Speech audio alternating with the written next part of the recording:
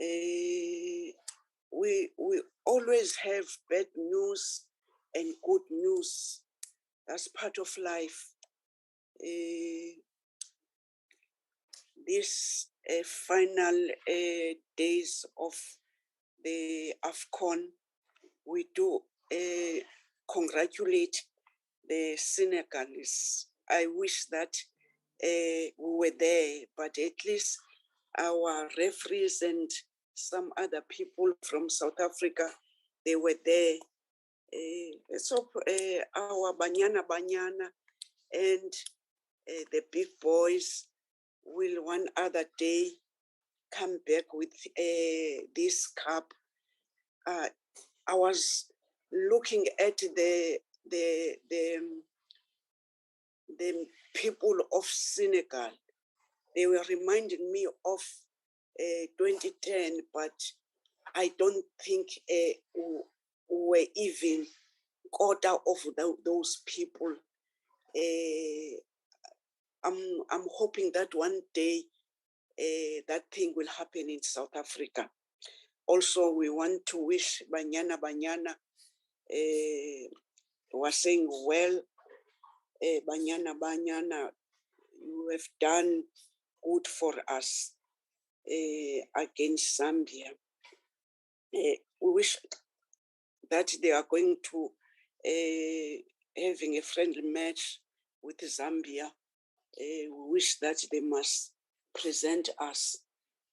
I've seen even the girls for cricket.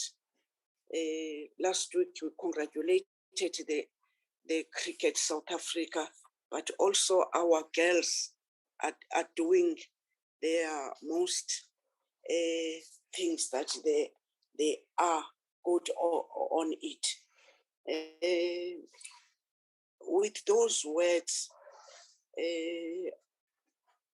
let's take care of ourselves. This silent killer is still with us. We're still seeing numbers. One day we'll be seeing numbers are reduced. Other day, 500 people hospitalized, let alone that they are not put on oxygen. But let's take care of ourselves. Whilst we want that, we must go back to fields to be spectators, but I'm suspecting when time comes, we must put on our mask. This silent killer, the winter is at the door. If we're just careless thinking that is over, we will be making mistake, but also we need to try and tell our communities that this virus is still with us. Let's take precautions, let alone those who have right to take vaccine. They must the vaccination must going on. Those who think that their kids, they want them to do so, they must. In those words, I'm saying that you are welcome. According to the agenda, as you've seen it, I wanted to check who's here in order that we must get in apologies if there are people who are supposed to be in, not in. Firstly, who is in here and who is not in? Chairperson? Yes, Honorable Mhlongo. Good morning, colleagues. Chair, I wanted to, let's follow the agenda. We did not adopt the agenda before we go to apologies and other things. I don't have any problem on that, but I did discuss this with our office. They were saying that they are thinking that according to them, this is a standard practice of the agenda. But if you want that, you must start with apologies I don't think I do have any problem. And we are saying let's adopt the agenda firstly, Honorable Mhlongo. Yes, ma'am. Yes, Chairperson. Can we adopt the agenda, or honorable members? Chairperson, I move for the adoption of the agenda.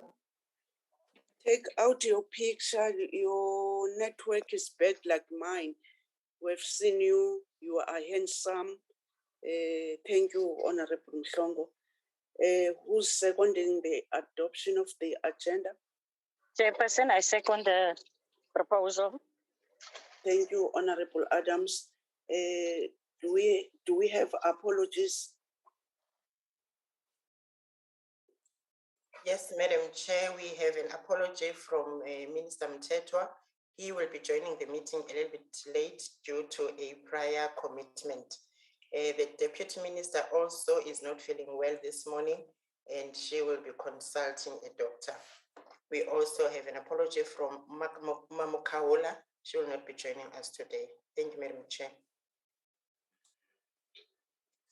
Any other apologies except of the minister? I did get also this morning from the PLO that they are flying down from the task that they were having it. They are in a flight. They will join us in 30 minutes later. They are going to land. I did also, as chairperson, that I did get the one of the deputy minister.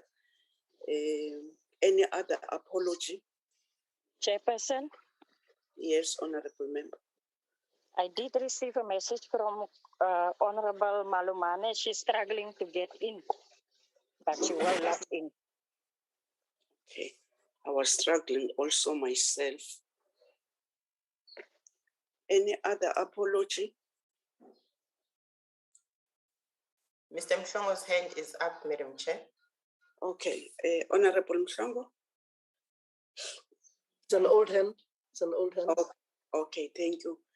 Any other apology from the officials of the department, from our visitors? Let's do it once and for all. We're taking our time.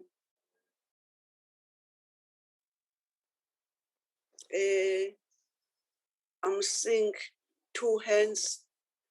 Mr. Rihan Richards. I'm seeing DG is just showing. He is beautiful face and well dressed. Mr. Rihan Richards. Thank you, Honorable Chair. I must tender apology for one of our members, Steve Budlender. Unfortunately, he's also appearing in another committee, a portfolio committee, where he's actually representing the department. So I have to tender apology for him. He was part of our delegation, but unfortunately cannot make it due to double commitments. Who's that? Steve Budlender. Oh, Steve. Our lead independent director. Okay. Thank you for that. DJ? Good morning, Honorable Chairperson, and good morning to the honorable members. I've got in our meeting the DDG responsible for the sport recreation development and sport promotion, DDG CAN.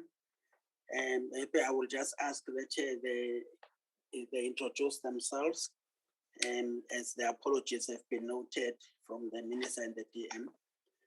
DDG CAN and the colleagues, can you just introduce, show your faces, and then after that you switch off the face and the mic.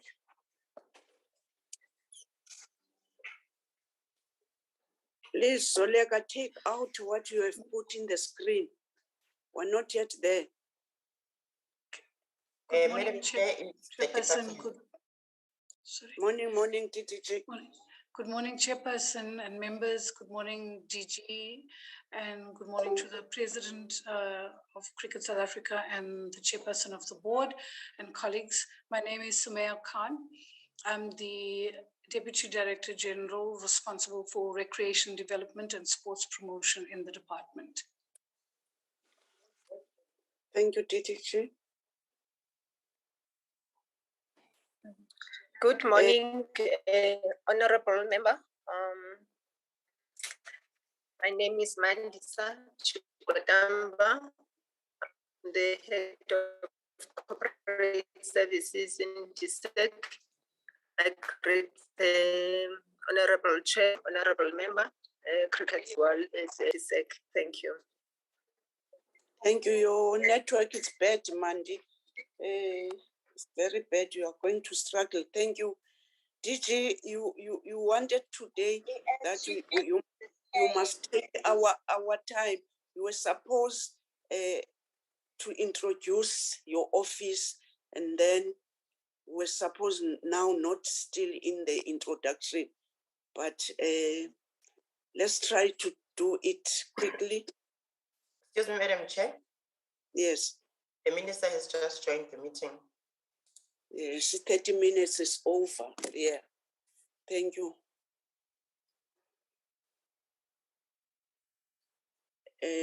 Honorable members, Minister has joined us.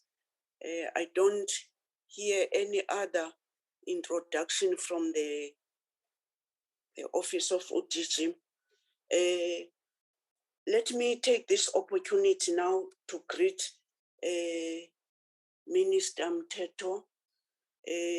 We did get your apology, and then now you have joined us. The item that you are on it now is the overview by Department of Cricket South Africa. But let me give to you, Minister. You'll direct your team. Thank you so much.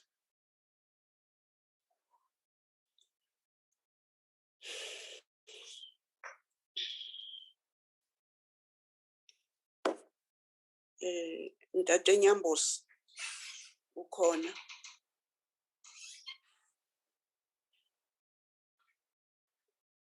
Zoe inobagaga ngeni. DJ?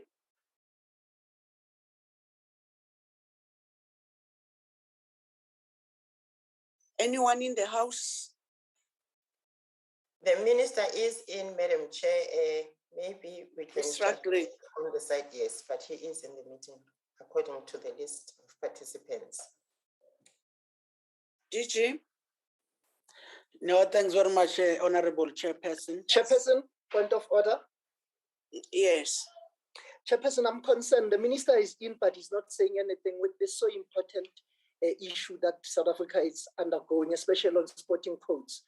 And I think people can join via Zoom and just switch on and do other things. Because remember, you told us that he's going to another meeting.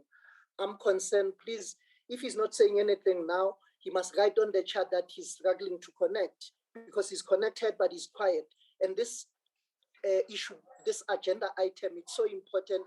Want to hear his view as the Minister of Sports, Arts and Culture. Please, if he's not saying anything, it shows that he did not. Honorable Mshongo, everyone I was giving and the time to be with us because we are all having problem of network.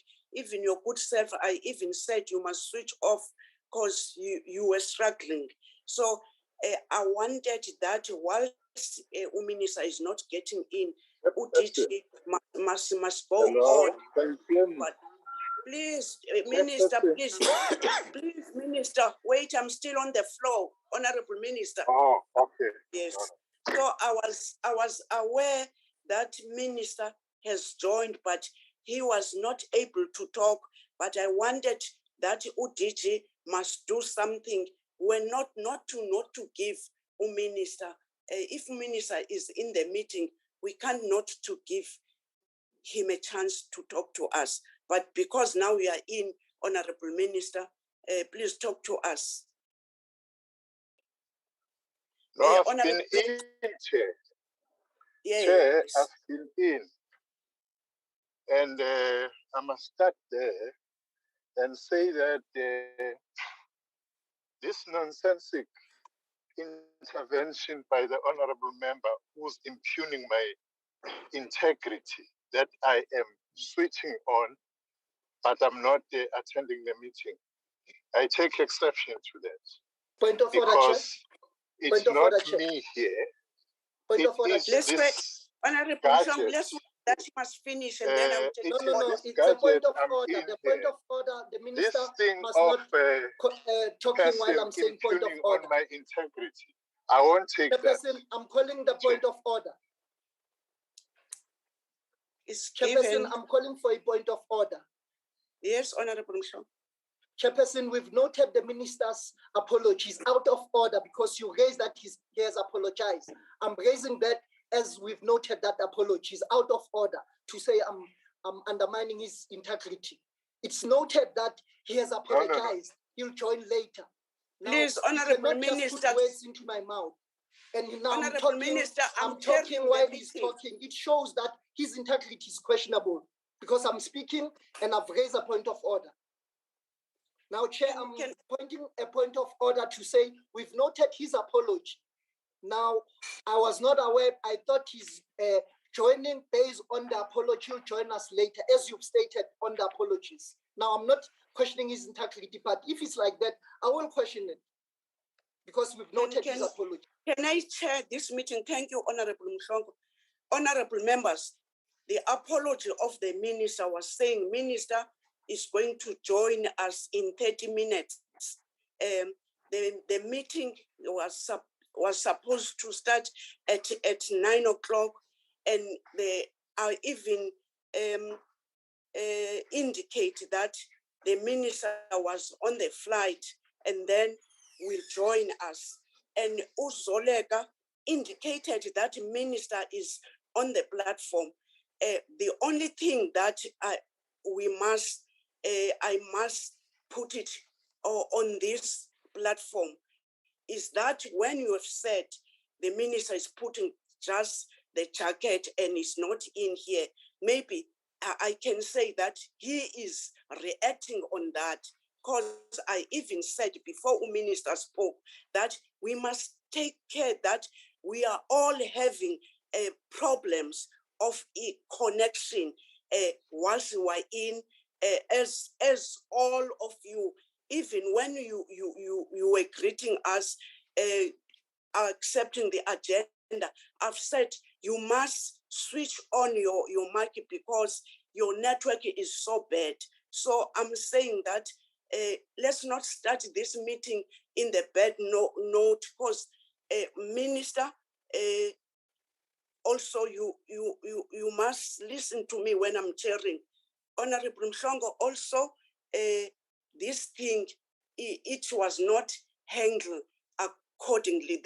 The apology of minister and deputy minister, they were there, but we were aware that minister will join us. So Uzoleka immediately saying that minister has joined us. I gave the chance to the minister, and the minister was not able to talk. And I was saying, in the meantime, let's give it to the DG. And then the minister was saying, no, I'm here. So I'm saying, let's try to be ourselves. We're starting this meeting in a bad note. It's unlike us. Honorable Minister, I'm giving you a chance to talk to us. As I was telling you that we are now on the overview by each department, but we know that each department is led by the minister of this department.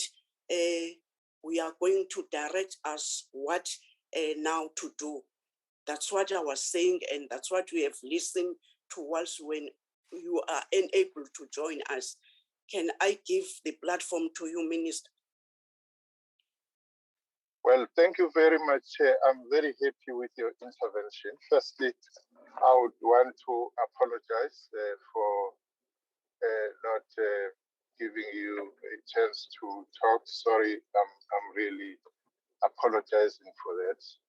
But I'm happy that you understood what I was raising. Thanks so much. Chair, we're meeting a very important part of our work, Cricket South Africa. And as you know, Chair, that we have not compromised on the issue of transformation. We made it clear that all the sporting codes will press on transformation. We started this process by intervening on matters cricket after all else has failed. As you know, Chair, I've always insisted that we have no intention to run sport as the department and ministry. We leave it to sport administrators to do that. But if all fails, we are duty bound to intervene as we did here. The interim board served its purpose until the time that we have the board now, which was elected last year. And the board is working. The board, part of what cricket did in this process of transformation was on its own volition to come up or to put in place a process for social justice and nation building. And this process has come to an end, led by Advocate Dumisa Sebenza, has come to an end. It has recommendations which are directed to government, which are directed to the board, Cricket South Africa generally.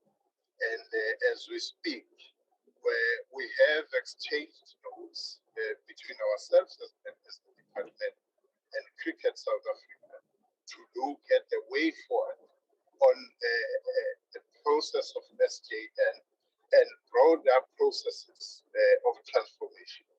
You would recall, Chair, when I assume Cricket South Africa is part of the meeting, but you would recall that after the report, the Cricket South Africa started taking action in response of the outcome of the SJN process. And we then have agreed that we will meet and look at the timelines of the things which emanate out of this process and be able to move forward. So this is where we are, Chair. We have said that we give full support to the board to do its work without any interference or whatsoever. And they have understood that ours is to be an enabler. We have shared with them the report of the EPG as well, and raised some concerns and commended some of the areas which seem to be taking Cricket South Africa. In the end, we want sport to be the winner. We want cricket to be the winner. And in the end, we want matters. Excuse me. DG, it's DG. He didn't mute. Please, DG. Sorry, Minister. Go on, Minister.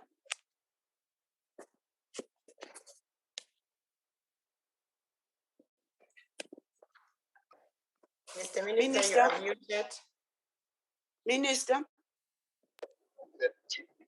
Sorry, cricket. Minister. It was DG. Sorry, Minister. DG was not muting himself. Yeah. Okay. We want cricket at the end to be the winner. We want every time cricket is mentioned, it's for the good cause and good reason. And we have all the reasons to believe that under this leadership of cricket, South Africa will be able to see cricket taken to higher places.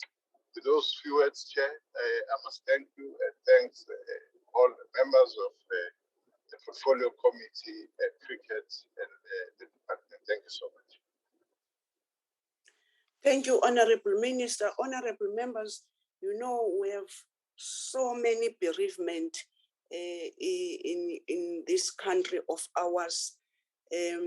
I've forgotten to do official condolences to our veteran sport commentator, Udata Umateza, because I was thinking that I did it when I was doing with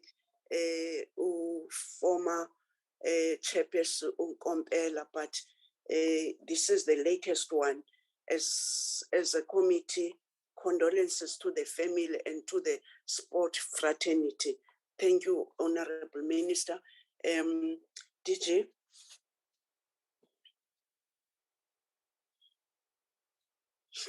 No, thank you very much, Honorable Minister, for the introductory remarks in relation to the department's presentation. I would like to greet the chair, the president of Cricket SA, Mr. Ryan Richards, as well as the chairman of Cricket SA, Mr. Lawson Naidu. Our presentation is not quite long. Minister has captured the essence, and maybe to save time for the board, for the portfolio committee.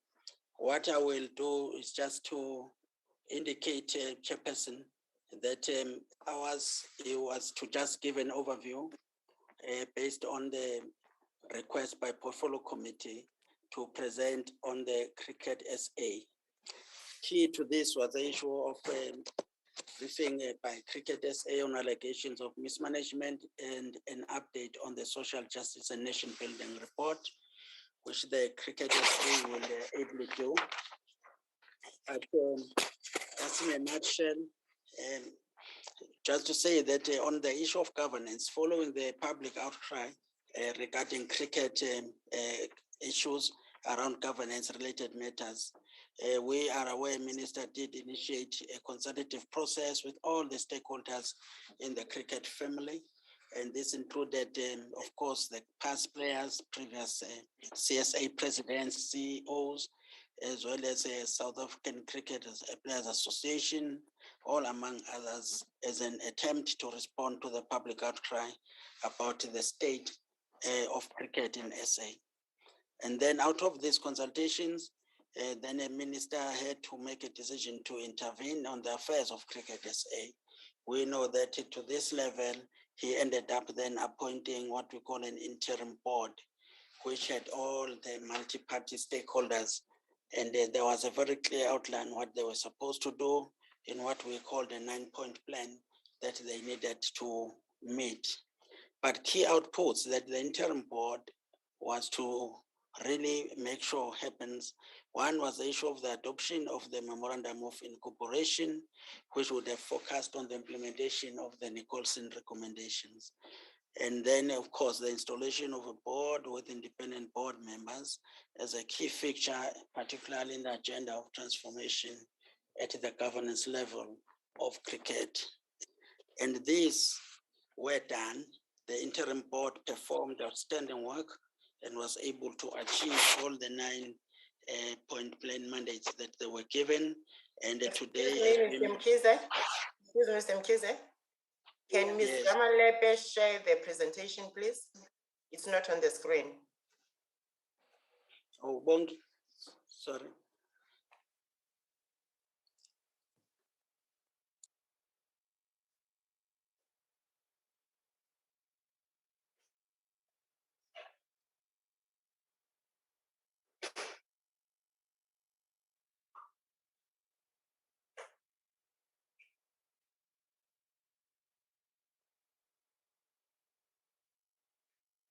You can't see it. Please, can you just make sure you overcome challenges? No, it's trying, Chairperson, not what's happening. We have a problem in the building here about connectivity when it comes to this, but she's trying to share the presentation, Chairperson. I will share it. I will share it for him, Mr. Mkhize. That's fine. Thanks.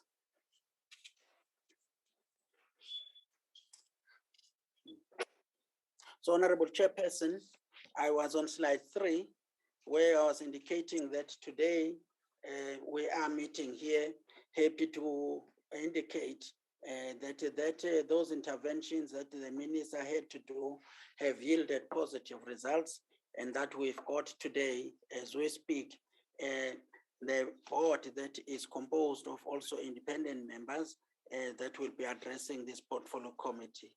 And therefore, we believe that transformation in the governance level is irreversible. And we are hoping that the board, the way they have gone about since they've started their work, is indeed a sign that there is hope for cricket going forward, not just for the country, but also for cricket to reclaim its position on the global stage, which was one of the key areas to deal with the issue of reputational damage that was facing Cricket SA. But also then as the outcome of this engagement by the minister, there was then also a very clear response in relation to dealing with the issue of allegations of racism and lack of transformation there. And this was done through the appointment of an ombudsman who led then what we call a social justice and nation building initiative. And this was indeed what minister have unequivocally supported from the beginning of this project.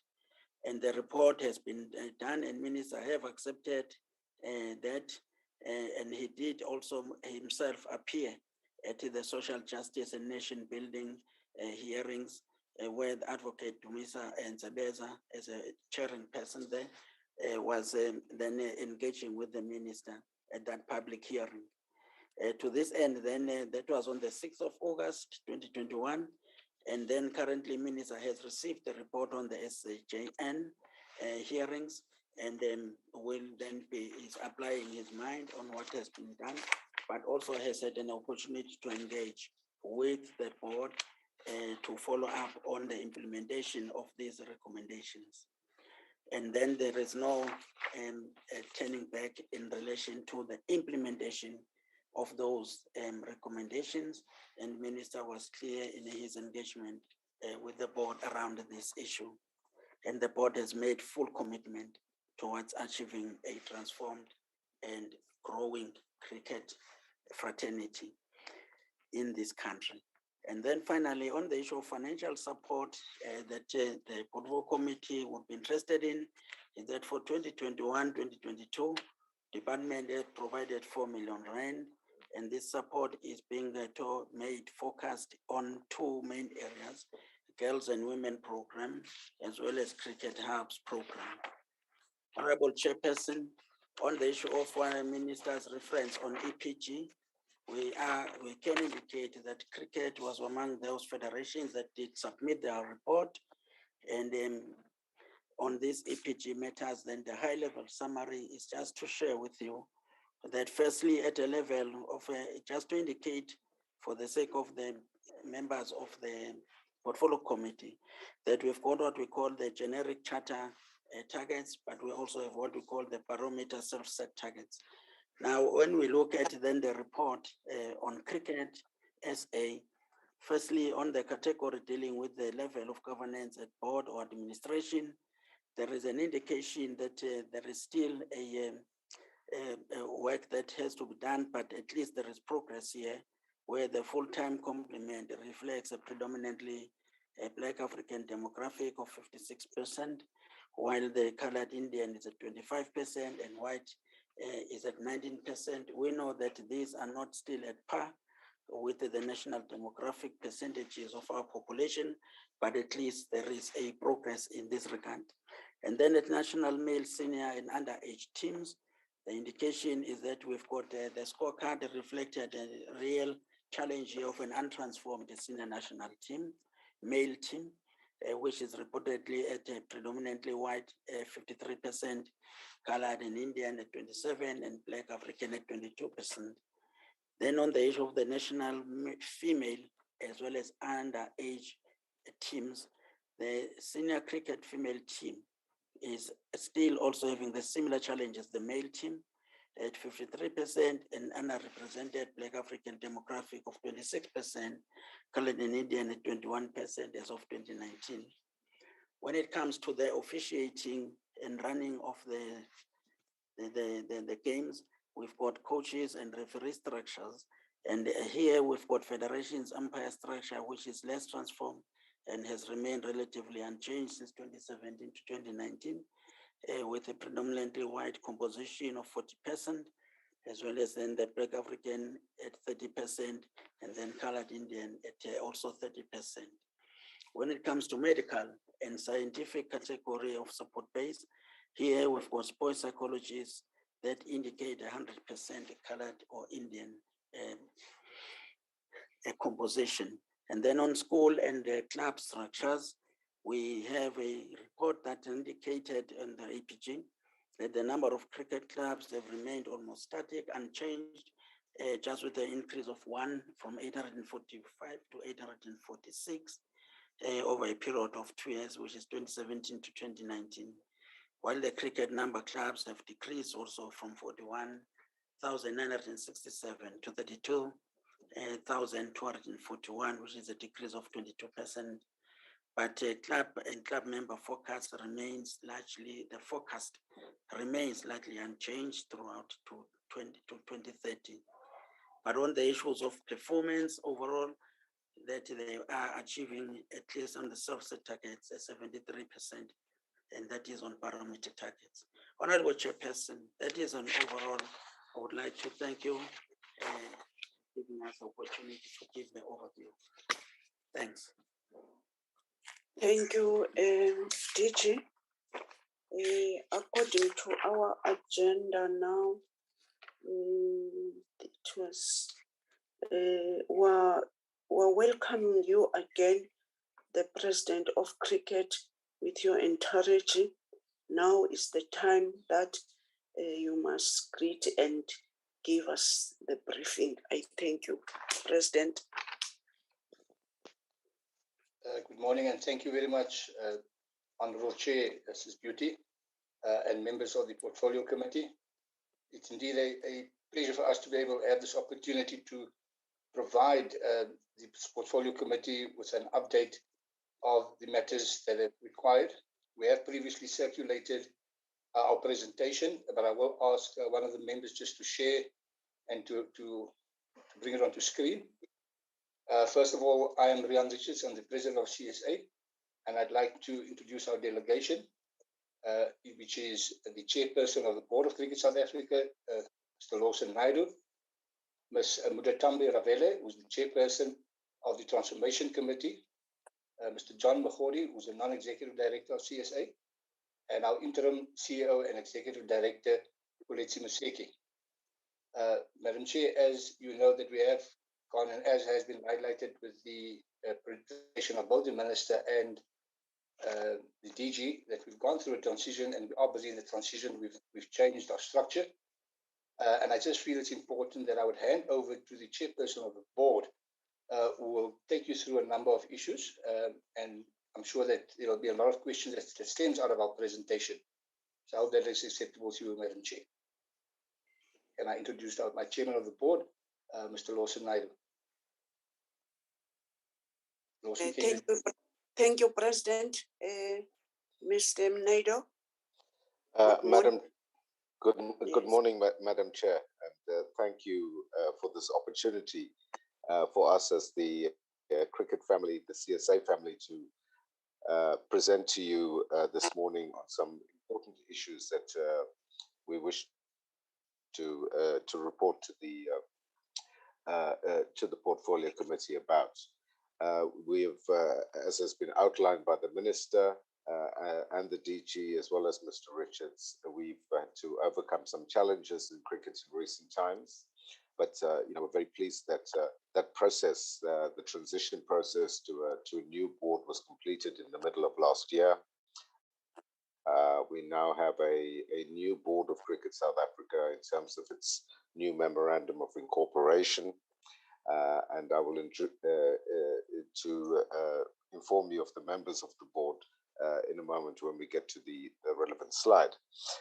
Whilst we're doing that, I just want to, on behalf of the Board of Cricket South Africa, acknowledge the superlative performances by both our women's and men's teams in recent series. The women's team secured a series win over the West Indies on Sunday. The men's team won a highly competitive test series against India, as well as the ODI series. And both our teams are currently in New Zealand or en route to New Zealand. I think our women's team are still on their way there. And the women's team, as you know, will be participating in the ICC World T20 World Cup in New Zealand in March and April. And we wish them every success in those endeavors in New Zealand. Can we get to the slide with the composition of the board?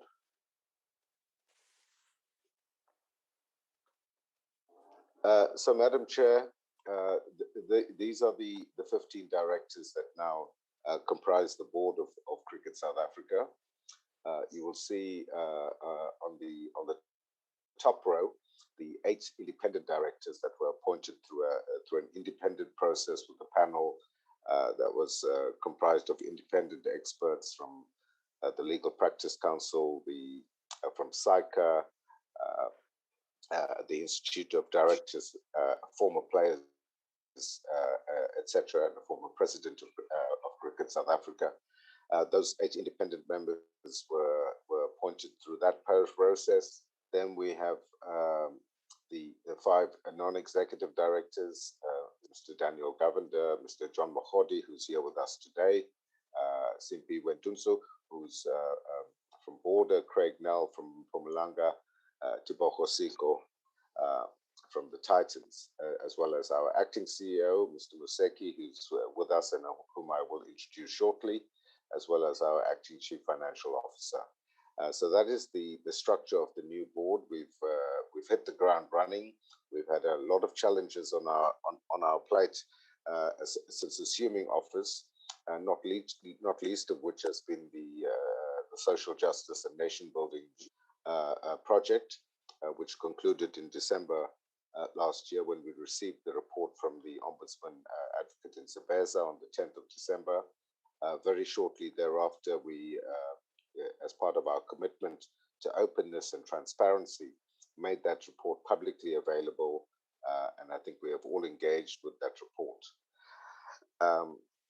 Simultaneously, we're doing all of that. I think it's also important to emphasize, Madam Chair, that the board has also been engaged in developing a 5-year strategic framework for Cricket South Africa, where we wish to see the game in 5 years' time, the steps that we need to take to ensure that there's progress and success. And we've built that strategic framework on 3 fundamental pillars, and those pillars being access by ensuring that we provide opportunities for all who wish to be involved in the game, whether as players, administrators, or officials, to be given that opportunity to participate in the game of cricket. We also, the second pillar is that of inclusivity, to ensure that cricket becomes an inclusive sport in South Africa. And our aim is to make cricket the fastest growing sport in South Africa in the next few years. We've also set targets in terms of the third pillar, which is excellence. And that is excellence both in administration, through all of the structures of Cricket South Africa, from grassroots up, but also to say that as the national teams, we wish to be seen as at the top of the pile of the global game, and that we would like to see the teams at the top, in the top 3 ranked countries in all formats of the game. And I think the recent success on the field of play has indicated the progress that has been made already in that regard, that it provides us with a solid platform to build for future success. As you also be aware, Madam Chair, South Africa will be hosting the Women's World Cup next year in 2023. It's a huge honor for us as a cricket family and as the country at large to be granted the rights to host such a prestigious tournament.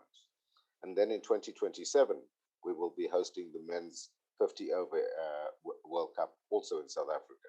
So I think, you know, those two tournaments being held here indicates a vote of confidence by the international cricket community of their faith and hope in the success of Cricket South Africa to be able to carry those off.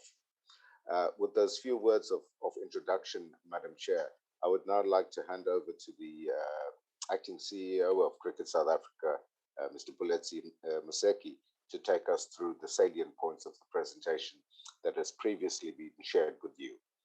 And with your indulgence and acknowledging the time constraints that we face, Madam Chair, we don't propose to go through all of the 36 slides that are there, but simply to highlight some of the salient points and to focus on where we as a board are in terms of processing the SJN report and the way forward.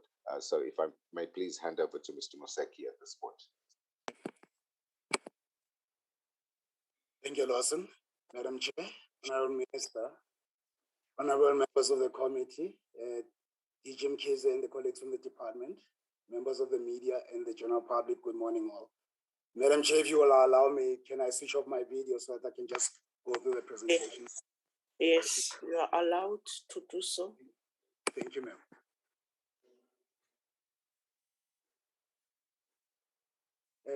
Chair, based on the request from your office, I think in December, we structured our presentation in two parts. The first one is really an update on the Sjn Report, and the second part is really an update on the SJN report itself. You know, with regards to the Sjn Report, most of the findings and the recommendations have been implemented, or we are currently in the process of implementing them. As you'll notice from the first 7 bullets there, all those findings have basically been implemented and the recommendations themselves. The current status is really on the continuous review of our policies. And the SJN was quite important in that process because there were some of the findings and the recommendations from the Ombudsman that we're actually including in the current review of our policies that we are currently ongoing. And this is really to improve and strengthen our control environment. Madam Chair, there's still a few legal disputes against several dismissed employees and obviously 1 or 2 terminated contracts. So those ones are still ongoing, Chair. And the last major issue is really on the GSC contract that we basically had to help us with our MSL tournament. Unfortunately, the company has since been liquidated in Singapore. But as CSA, we have submitted a claim as part of their creditors. This basically allows us to participate in the whole process of the liquidation, Chair.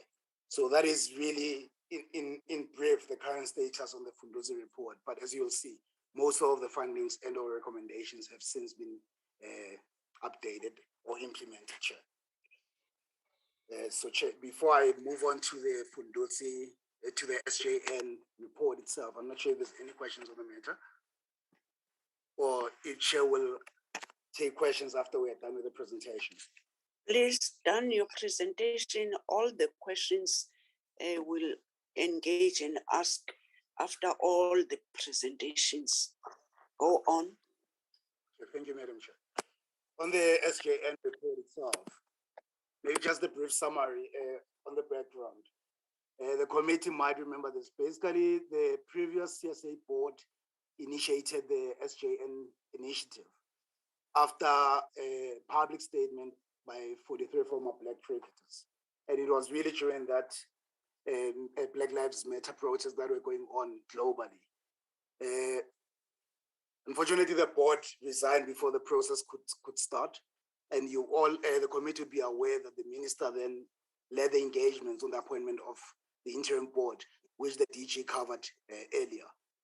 After several months of engagements and with the new board as well, the actual initiative did commence on the 12th of June, after the new board had finalized the terms of reference and the rules of procedure with the Ombudsman. The report itself was delivered to the organization on the 10th, and we immediately shared the report with the minister, with the portfolio committee, SASCOC, and other implicated individuals. And we further shared the report with the public on the 15th of December. And just for information, Madam Chair, the report is still currently in our website. on cricket.co.za. The report, the Sjn initiative was really to look into the causes, nature, and extent of racial discrimination and lack of transformation in our structures since unification 30 years ago. CSA really supported the initiative because we basically believed in its importance, and a significant amount of money and resources were shared to be able to enable the ombudsman to finalize this report. The ombudsman report itself has explained that he made a number of findings, but all those findings were mostly tentative. And he did recommend that where necessary, further formal processes be initiated to get to finality on the matter. Madam Chair, the report itself is quite detailed. I'm not sure if you have had an opportunity to go through it. So currently the board is going through the report, and it has been shared with a number of committees. The current for the different committees to come up with recommendations on how we can, as an organization, implement the report. Those will obviously be shared with it will be consolidated by the board, and the CSA's response to the report itself will be shared with the general public and all the relevant stakeholders, hopefully by the end of this month. What we have done with the report that we've shared with the committee, Madam Chair, was to actually list the findings and recommendations from the report itself. And Chair, it is quite a number of findings, and based purely on time that has been allocated, we feel that maybe the last two slides are more relevant or important because those actually detail of what CSA plans to do with the findings. But the findings and the recommendations were basically structured a lot of things, like one of them was obviously the grievance procedures. There were findings or recommendations on women's cricket, exclusionary practices, being language and traveling and accommodation. There were a number of findings on salaries and contractual disparities, access to transportation, accusations of theft against one of our former players, level of access to playing opportunities, racial slurs. There were a number of findings on those. There were findings on Black players being forced to carry bags. There were findings on match fixing, governance, and really recommendations from clubs, coaches, and others within the ecosystem. There were also findings on lack of investment in transformation and development, especially at our members. Public schools involvement in cricket, lack of facilities in rural areas and townships, findings on Kaya Zondo matter where he was not given an opportunity to play. There were findings on a number of our members to the Northwest and Free State on accommodation. There were findings on Mr. Telemarcus, on Mr. Tabitso Legile and lack of playing opportunities. Further findings on our members again, this time Eastern Cricket and Northern Cricket Union. There were findings on Mr. Graham Smith appointment and his contract agreement. Also on Mr. Buck Boucher's appointment. There were findings or recommendations on Mr. Tabang More, the former CEO of CSA. Findings on match fixing, match fees, and really lack of playing opportunities. Further to that, the ombudsman had made some concluding remarks, on how we can actually take this process forward. One of the major ones was the one that I highlighted earlier, that a lot of those findings were tentative. So he did recommend, where necessary, that CSA actually institute formal processes to get to finality on those. But he also made a recommendation that CSA should look into creating a permanent Office of the Transformation Ombudsman. Based on that, Madam Chair, as I said, the board is currently obviously going through the report itself. But having said that, CSA wholeheartedly agreed with a number of findings that came out from the ombudsman, specifically where he did mention that the current challenges facing cricket are really a complex interaction of multiple factors stemming from the history of this country and consequent socio-economic factors that prevail today. And the board really, really echoed those sentiments. But it is also quite important to know that those findings, they were not really surprising to the organization, but they did definitely confirm a number of things that we were aware of. And some of the things that actually came out were obviously quite shocking in their nature. But they are currently being integrated because we don't want to deal with SJN on its own. We want to integrate it into the whole strategic plan for the company, which is currently being developed and being discussed with multiple stakeholders within the ecosystem. Again, this basically will go into our key strategic pillars, which is really about access, inclusivity, and excellence. As I said, the report did identify a number of specific cases, especially discriminatory ones, which we as CSA, which will obviously enable us as CSA and our members to take further actions on. Madam Chair, it is quite important to highlight that whilst a lot of those incidents that were highlighted in the report are historic, where possible and appropriate, CSA and its members will take necessary remedial action and disciplinary actions on the matter.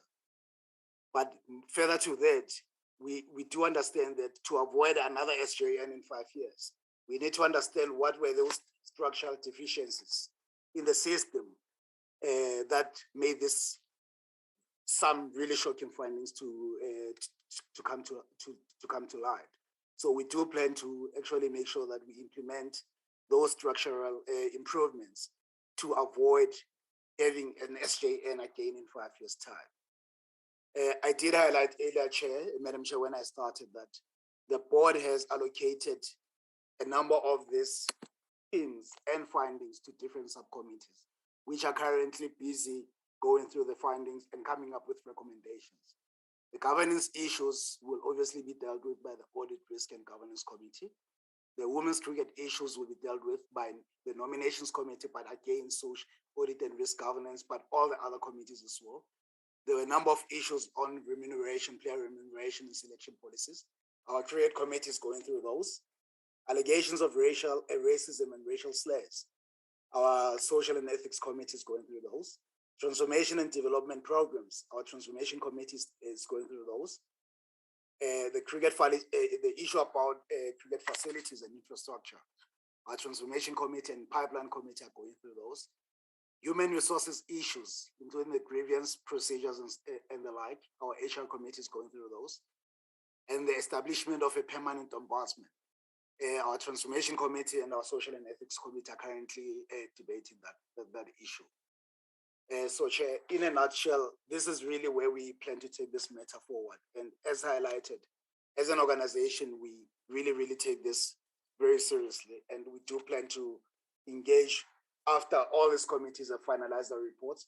They will be consolidated and the board will basically engage with all our stakeholders and share a more substantive response with the general public.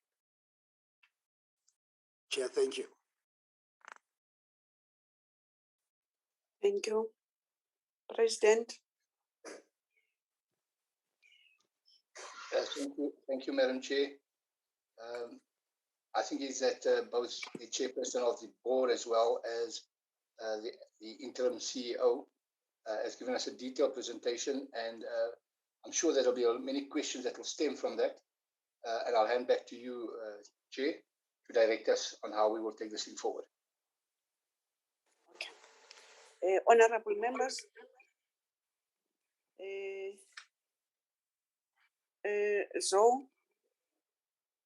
Zolega. Madam Chair? Anything that is outstanding that you can flight in here? No, Madam Chair. Yeah, I wanted you to take it off in order that I must now give members to interact with the presentations. Honorable members, I'm taking this opportunity to thank the leadership of the department, the president with his entourage to give us this report. Now, this is the chance that I'm giving to the honorable members to engage with the report and to ask and to advise. Now I'm giving to Honorable Mhlongo, Honorable Mahlingozi, Honorable Boni, Honorable Rachel Adams, in that order. Honorable Malomane. To you, Honorable Mhlongo. Thank you, Chair. Chair, I concur with your sentiments. We welcome the presentation, both for the department and from the CSA. Chairperson, I'm not going to tolerate racism in all sporting codes, not only in cricket. In all sporting codes, I'm not going to tolerate racism. I think that is my opening remarks, not on cricket only, but all sporting codes. Chair, I wanted to find out exactly when are we going to have all the sporting codes adhering to transformation or so-called project? When are we going to have all this public participation or social justice to all these different sporting codes, not only to Cricket South Africa? I think this question is directed to the Minister. Minister, is it true that racism affects all sporting codes, or is it only affecting cricket? And then when are we going to embark in a campaign that will make sure that transformation takes place in South Africa in different sporting codes, not only in cricket? Directly to the leadership of CSA, when are all these ETA or findings are going to be implemented? The actual ETA dates. I can see the plan, it's detailed, but we needed to know exactly when are we going to get the actual findings or the actual implementations. Chairperson, sports, it's one of the critical, vital factor. School sports, it's one of the vital factor, especially on this bigger problem of transformation. I think there's a lack there of grassroots sports, school sports. I think that must be noted by the Minister. Minister, this measurement of EPG, I think the DG has stated clearly this one was in 2019. For the past, roughly in my memory, plus minus 9 years, this barometer is not working. We did not see this coming in all this. I think we have to identify if plus minus 5, if not 6 sporting codes. Like this EPG, to me, it's not working. Numbers don't lie, and I think you'll see for yourself. What action will the Minister take against all these federations who refuse in real transformation? Real transformation, not paper, talk shows, public hearing, lack of implementation. Minister, will you consider that all sporting codes like soccer, football, all these rugby, all these sporting codes, when are we going to have a majority of independent boards on those sporting codes, even the executive boards as we've seen? And it's shocking to see that we have only 2 women in the leadership of cricket. It's shocking. And you call that transformation? Unless I don't understand. It is really shocking. We have 1 woman in the independent, 1 woman. Is that transformation? Maybe I must go to my dictionary and understand exactly what is transformation. And especially, you can see that numbers don't lie. Chairperson, I wanted to find out from the leadership of CSA. The CEO's position has been vacant for some time, since December 2019. We have an acting CEO. When are they going to advertise? Was it advertised? When are they going to appoint? And when is the recruitment process going to take place? If they have shortlisted, who are those members or person who are interested to participate in this position as CEO? I wanted to find out who's the preferred candidate. Was Graham Smith part of the process or part of the candidate? If yes, who is the preferred candidate? Chairperson, for the past roughly 28, 27 years, we've been having this talk show, transformation. Given the present presentation, we cannot see any difference. Yes, there's a movement that you can say there's a movement, but that movement, it's not saying anything. They were just telling us that they're going to play 2 days from now, Saturday, Sunday. Who's the coach? Who's the management team?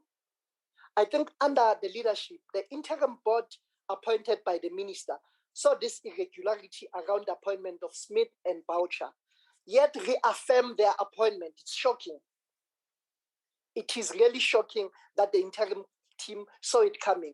If the EPG was really working, Minister, I think these things, we're going to see them coming and then we're going to come up with a solution to them. One of the things that I wanted to ask Minister and directly to you, I think it's wrong for us to say school sports is working. I can put it to you that it's not working. Check the cricket professionals. They don't come from grassroots elokishini in rural areas. We get all these players from this so-called Module C schools. We don't have them in Soweto. The last person that I know that I went to school with, Godfrey Toyana, he was from Orlando High, and only him was chosen because he participated outside, not because they chose him because of Orlando High School, Utoyana, the coach. Now I'm saying to you, Minister, this issue of school sports, if we're not going to make sure that we implement it, especially in black schools, township schools, that we earmark, we develop young people that will participate, especially in different sporting codes, that will be professional at a later stage. Chair, I don't want to waste time. My last question, I think this allegation of racism and discrimination which are happening in the CSA, how long are we going to make sure we remain behind them, that we address those issues? Because I can see that the report, it's detailed, but I don't see the outcome. I think there's a lack of the outcome with the report. The outcome is so important. I wanted last question, Chair, sorry, Chair. How many township schools or township that are functional with cricket grounds? Can I get the number? Rural areas or Ekaaselokshini, how many townships which have functional cricket grounds? Chair, I'll get the second job. I know you've noted my question. I have several questions. I'll come back next time. Thank you. Okay, Honorable Mhlongo, thank you. Honorable Mahlingozi. Thank you, Chair. I would love to welcome the presentation of the new board, Cricket South Africa, and also I'd love to greet the Minister, DG, and everyone that is coming with them, and our colleagues. And I would love also to say, to agree with you, Chairperson, that we must say condolences to Utumila Mateza. Yes, when he came in, because at that time the SABC was more verkrampt, and he had to come up with a course that was Americanized, Englishnized, like left jab, right jab, win and weapons. May his soul rest in peace. Can I turn off my video? Thank you. Chairperson, ever since we have been having Cricket South Africa in this 6th Parliament, it has been about the arrogance and some of its controllers having racist attitude, and its white managers towards black players, excuse me, some even singing derogatory songs about their excellent colleagues. Look, Chairperson, it has all been happening. Meanwhile, some of these black players, were, they were suspended. They never got paid. They were kicked out of the cricket because of the scandals that were created for them. Look, these the board members that I hope they don't have anything to do with cricket right now. Some of these managers have been openly disregarding and openly undermining the Minister of Sport, Arts and Culture.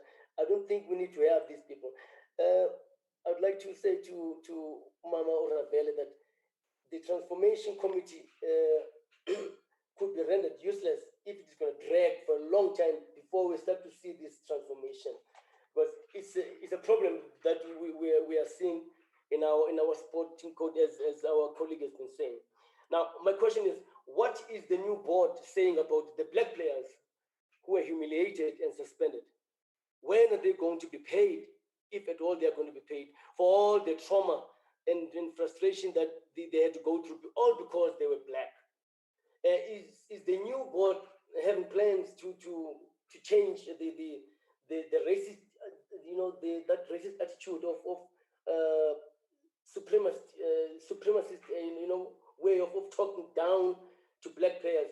And I hope this, new board is not just for the looks, but it looks Black. I hope that they have, the power and the teeth to bite. And Chairperson, I will stop from there. Thank you. Thank you, Honorable Matungosi. I like this teeth to bite. Honorable Boni. Good morning, Chairperson. Let me also take this opportunity to greet the Minister and members from the Cricket SA and all members of the committee present here today. Chair, let me start with a presentation by Mr. Naidu, particularly on the board composition. I've looked at the faces on that committee, and one realizes that in as far as we talk transformation, many of us think transformation is just about black and white. But I think transformation goes as far as gender relations is concerned. The fact that they only have 2 women in the committee, and even placing them there at the end of the list, both of them, the independent and the non-executive women are far right there in the corner. So I think transformation, we need to see it also on the basis of gender and make sure that as we say we are transforming, the board should also lead in showing that particular seriousness and showing that they are really committed to transformation as far as they will want to transform the players and everybody, the staff and everything, but the board composition remains a concern. Going further, Chairperson, going to the Sjn Report, particularly around the findings and recommendations by Advocate Nsebeza. The report was presented by Mr. Moseki. I think the advocate has really, in his findings, came up with a lot of issues that are a concern. Anyone who will read this report and picking up those issues will see that there is a serious problem in Cricket SA. And it is up to the board and everybody involved in the Cricket SA to make sure that those findings and the recommendations in particular are really taken serious. And there needs to be change and making sure that it doesn't go back to the same standard or ways where they used to be before the findings were made. So I think it raises a lot of issues that need serious attention, and implementation of those particular recommendations will only assist moving forward and making sure that there's real transformation and there's non-racialism and everybody is included in cricket issues or playing, whether it be the players and so on. Around the key pillars, what I like there, they have identified key pillars that talks to access, inclusivity, and excellence. If we say access, somewhere in the report it talks to, there's this thing that when they identify black, in particular black people from particular schools to go and play, they are taken maybe 1 or 2 from a township school and put to play with to a school where we think the previously Model C schools and in the main boys schools. So I think access talks to township schools where we raise this awareness and make children in those particular schools to be interested in cricket. And as much as we talk about women cricket, it should not be just about boys. Women, also young girls, also at that particular in schools, in the public schools, in the townships, must also be made to have interest from a very young age in cricket, and make sure that as they excel and grow, they are able to be included and they excel in what the game of cricket as well. Unlike taking them when they are much a bit older and becomes a problem. The other thing that I pick up about on the report, particularly the last slide, it talks to women cricket and it says the women cricket to have a women committee. It is a good thing that we're talking about women cricket, but it would be a problem when we talk women cricket and we say it's a woman thing, and we leave them there, let them have their women committee, let them deal with their own issues, and it will give a reflection that we consider women cricket or women's sport as a secondary rather than a primary, and making sure that they also get, as we talk cricket when men are involved, it talks to mainstreaming and making sure that the issues that affect male cricket will be dealt with equally with the issues affecting women cricket. So it shouldn't be like the second thing there, put them there in a corner, let them have their own show and they will sort themselves out. So I think it needs not to be taken as a secondary platform on cricket, because when you talk cricket, when they go and play, whether it's male or female, we want to see a team that is having all the support by all structures, not to say it's a women thing, let women go and let women support them, but it will need everybody involved in cricket to support the women's cricket. Thank you, Chairperson. Thank you, Honorable Bonnie. The next member is Honorable Rachel Adams. Thank you, Chairperson. Greetings to all protocol observed. Let me also thank the presentation that was granted to us. Chairperson, I did have a few questions.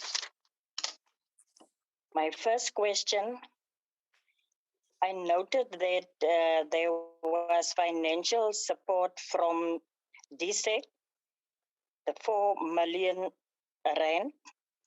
What is the guarantee that Cricket South Africa will stick to the prioritized program?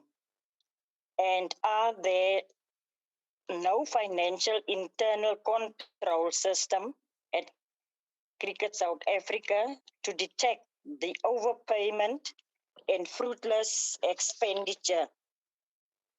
Chairperson, and then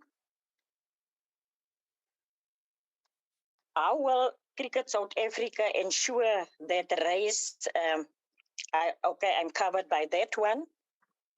How will the board and management ensure stability at Cricket South Africa during the disciplinary action being taken against the director and head coach of the men's team? When will the disciplinary be concluded? My last one, with all the allegations of racial discrimination happening at Cricket South Africa, how will the board ensure that the country remains united behind the national teams and the division within do not create fans and the general public? I thank you, Chair. Thank you, Honorable Adams. The next honorable member is Honorable Malomane.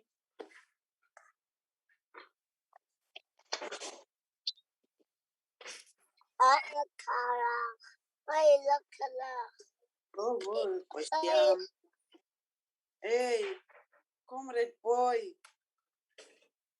That little one supposed to be at school. Honorable Malomane.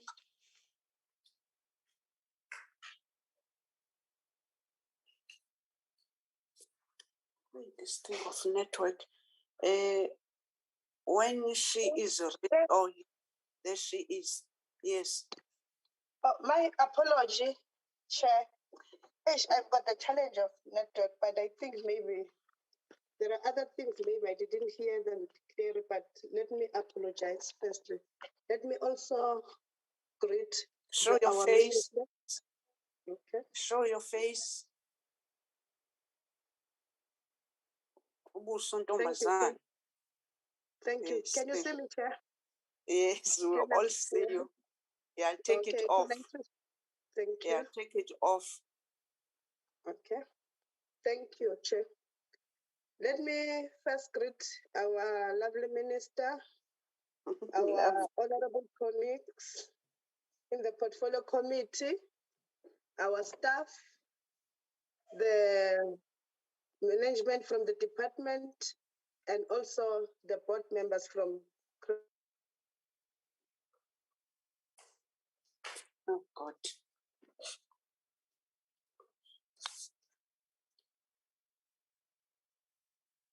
We're muted here. Maybe it's herself by mistake.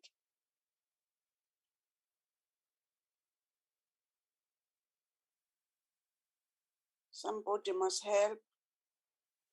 To say we need to make sure. Can you start again? You were muted. Can you start again? Okay. Can you hear me? Yes. What I want to say is also to emphasize on an issue to say when it comes to the issue of racism, we cannot tolerate on that one. But I believe that the newly elected board members, even though I'm also having the similar view on the issue of their leadership, that the women in leadership is still a challenge. But also we can see that in their report that in terms of women in cricket, there are still challenges.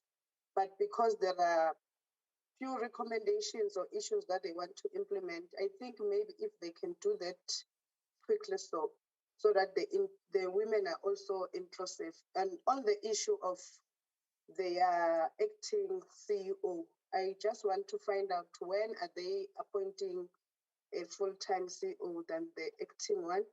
And the other issue that I want to speak about is about the issue of infrastructure, to say, you know, each and everything comes to the issue of infrastructure, especially when it comes to the rural, to the deep rural areas. We don't see kids from the schools playing cricket. We really appreciate if the new board can start to emphasize on the school sports, that maybe there are facilities in the schools that maybe they can make sure that our kids, that they start this thing or the issue of playing cricket on the schools. Because if you can check in the rural or even the teams, those who are playing cricket, they're not from, many of them, they're not from rural schools, they are from these elite schools. So that's the other view that I'm having to say, can we try in the issue of school sports so that, especially when it comes to the deep rural, where I'm staying in Tabachweu, in Pumalanga, I never seen a cricket in the deep rural. When you go to Bohlabekisa, Bosabi, there's no cricket that is played this side. I would really appreciate if that can be taken into consideration in this province, that there are deep rural areas that also need to play this kind of sports. Also, I just want to ask to say, how will the Cricket SA ensure that race relations, acceptance, and tolerance is improved within its national team?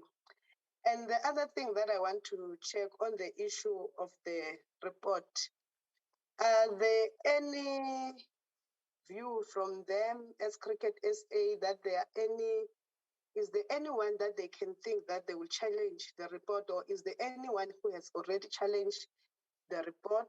And if there is, how will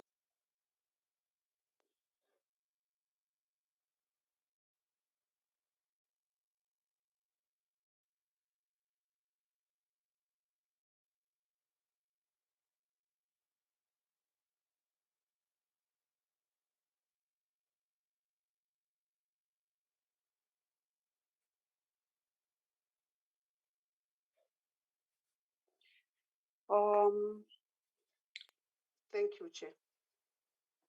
Thank you. We didn't hear your last words because you were just muted. Let me take this opportunity to thank Honorable Malomane and then giving the chance to Honorable Veronica van Dijk. Thank you. Thank you, Chairperson. And thank you also for the presentation.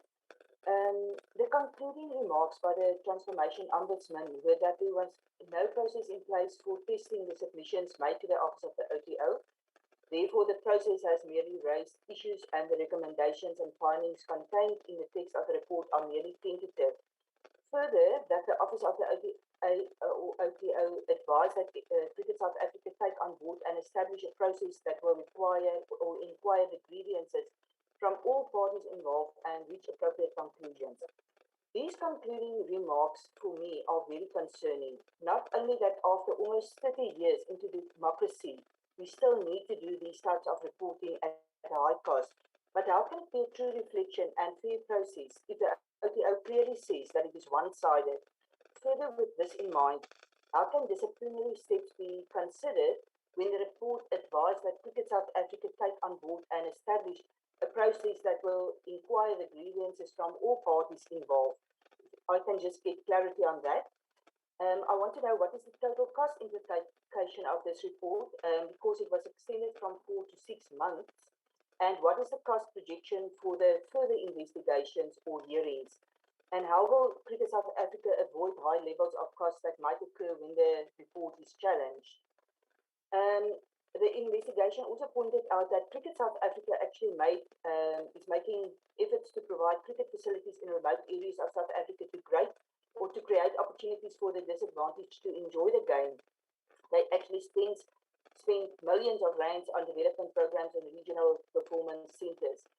But that these interventions use very little output, as there are currently no mechanisms in place to maintain such facilities.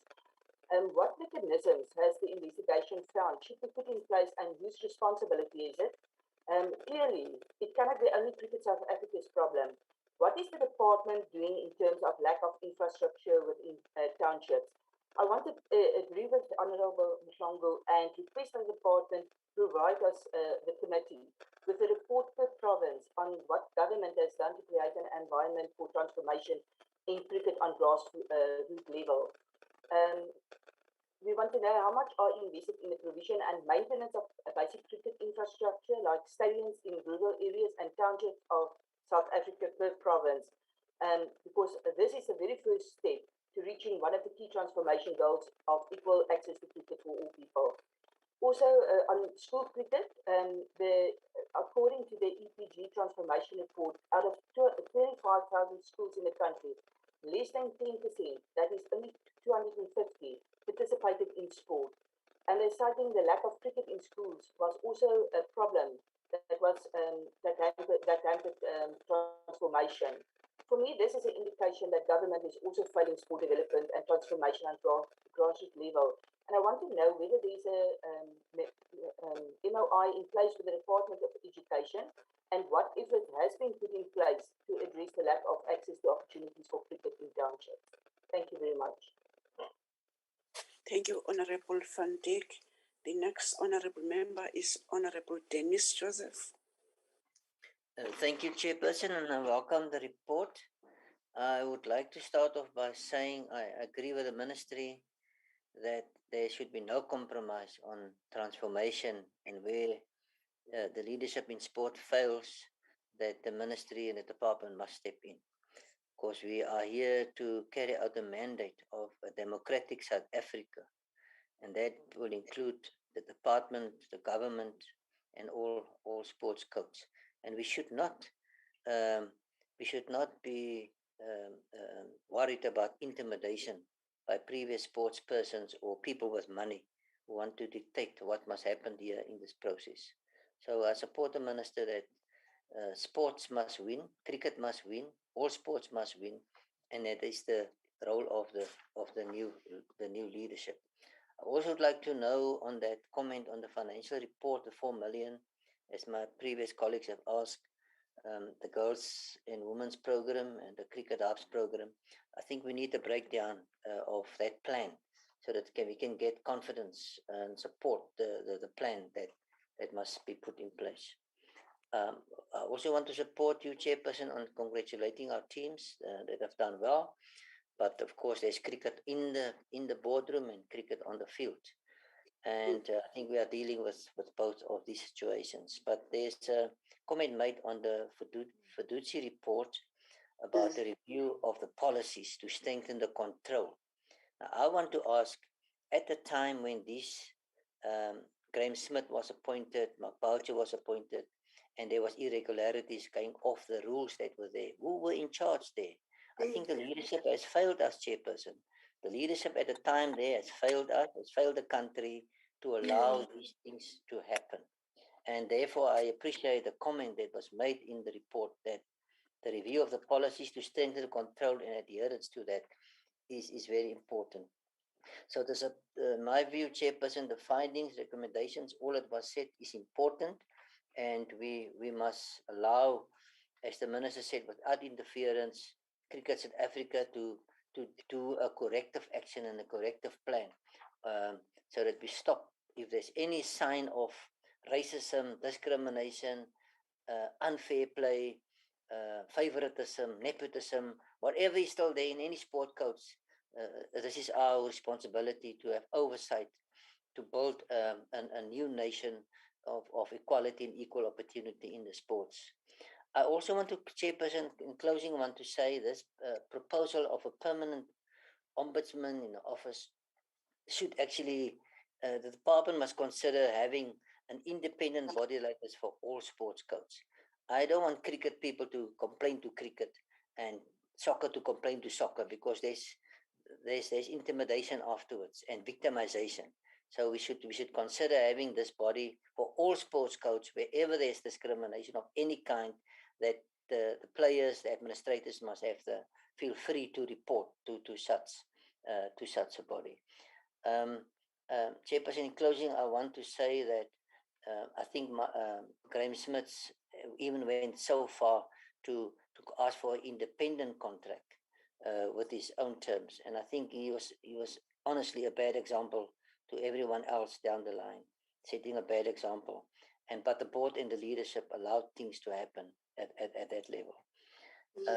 So my last question, Chairperson, what rules, what agreements are in place now, put in place by Cricket South Africa? Because we need to protect the team and the management that is currently on tour and making sure that we get the best of the field. But the leadership in Cricket South Africa must ensure that things are put in place, processes are put in place for the corrective action to take place. And then lastly, I want the Minister and the Department to support Cricket South Africa with the finding and the recommendations and any action plan in the report that may be legally challenged, because we can hear the tone of the people out there who are not happy that transformation is being exposed, or the fail of transformation is being exposed, and some people are not happy and they will legally challenge the process. So I want to suggest that we at the department and the ministry support this process so that we can put an end to racial experience and discrimination. I feel that, Chairperson, that this committee today are dealing with a very important part of our nation building and taking our country forward, as the Minister said, and we must support the department and the Minister and Cricket South Africa to independently do their work and take South Africa forward. I thank you, Chairperson. Thank you, Honorable Dennis. Now the next honorable member is Honorable Zondi. Thank you, Honorable Chair. Greetings to Honorable Minister, Department yakhe yonke, and Cricket South Africa leadership. Chair, uBoni uyangihlekisa uthi amakhosikazi abekwele gcineni. Futhi mabili. Chair, we welcome the report. We welcome the new leadership, the interim board of Cricket South Africa. And we also welcome the presentation and the report of Sjn that we have been waiting for. Chair, I would like the minister to respond to all sports codes. But I don't think he will have enough time to do that. Maybe it can take more than a day to answer to all sporting codes question. That is why today we invited the minister to respond to Cricket South Africa. Maybe sometimes getting it and masimbiza siyomtshela ukuthi akaphendule kuwo wonke ama-sports codes. I will confine myself, Chair, Cricket South Africa. My input will be there. I have only 2 questions, but I would like to start by saying we're unapologetic in support of the minister's initiatives that pursue transformation and eliminate all racial tendencies in sports. The minister have been outlined in all sporting codes that the portfolio committee has invited him to deal with. So that is why I'm saying in all initiatives, because we are observing, we acknowledge the initiatives, Honorable Minister, on the transformation that we are dealing with.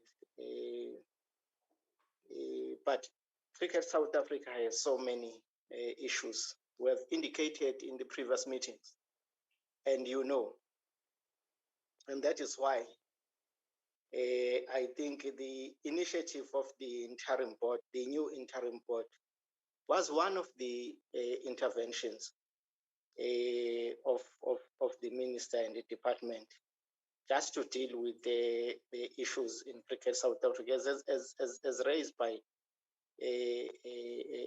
honorable members in different meetings. It's not the first, but hopefully it's not the last, because transformation is a long way. But also, Chair, we want to say we demand stability. We demand stability in cricket while in pursuit of transformation. And we know your good leadership, Honorable Minister, and the new board would help us do that. And also the development that is informed by transformational agenda and nation building. Those initiatives, we demand them, and you have presented them to us, Honorable Minister, and we acknowledge them, and we want you to continue with them, because South Africa is waiting to see the change, and these initiatives are helping us. Chair, we understand that the new board will not deal with this report abruptly or jerky, because it might not yield the result that we waiting for. But on the recommendations and the way forward, they outline the plan and the committees they have set up to deal with different aspects of this report. We will wait for this, as this committee, we will wait for them to come back and deal with the how part, or how have they dealt with the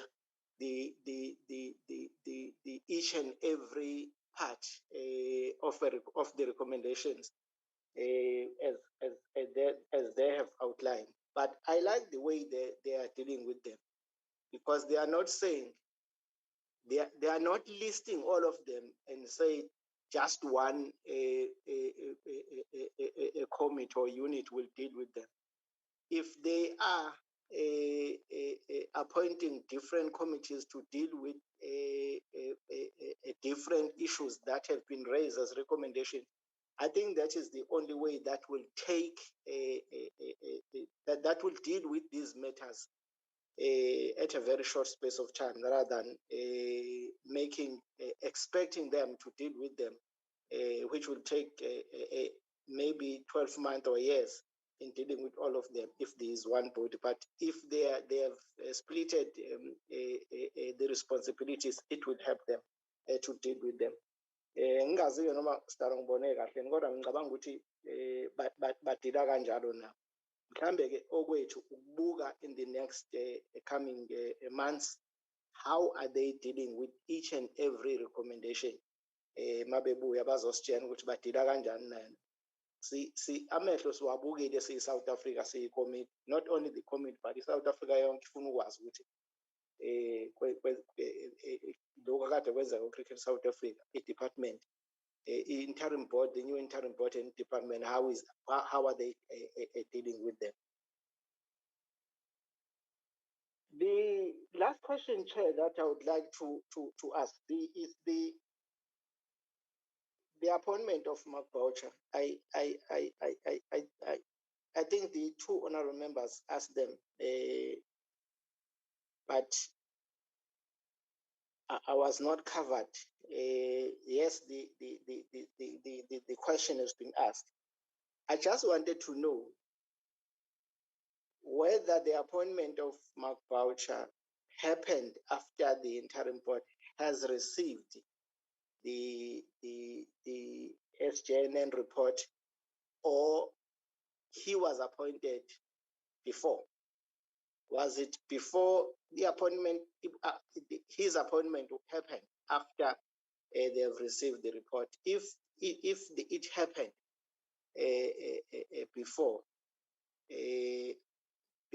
the appointment, one would ask, why did you continue appointing him while he is implicated in the report? But if it happened after the report has been issued, then one would understand, and that the new interim board only got some of the issues while many things has happened. But I just want that, Chair, and we acknowledge that the hearing is underway.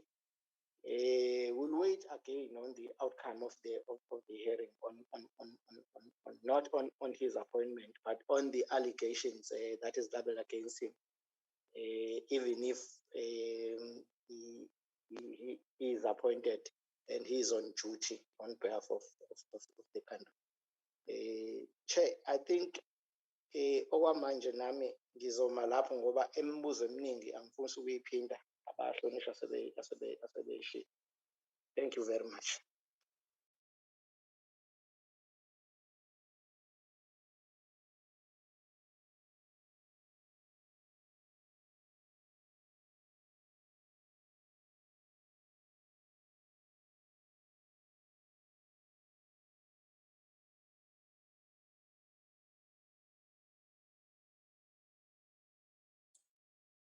Madam Chair, are you there?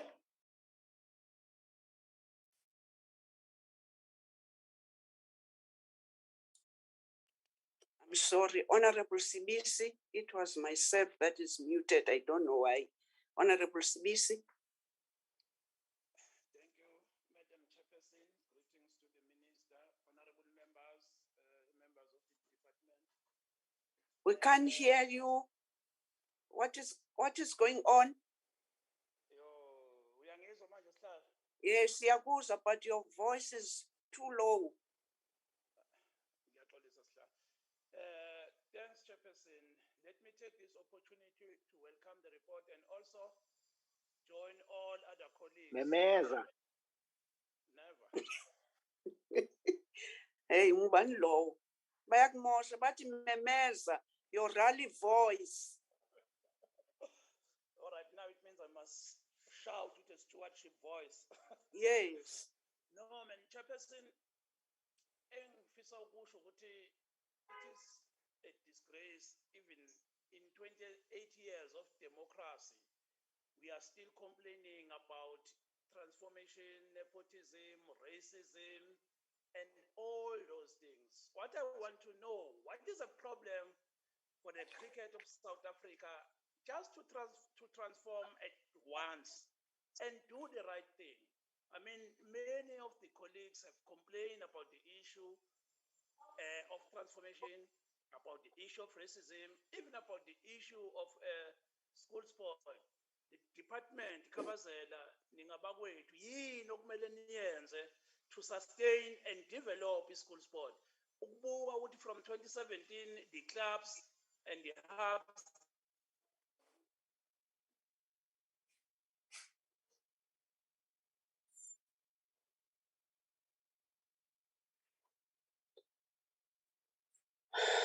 Ubaleki, please switch off your video. Switch off your video. Hey.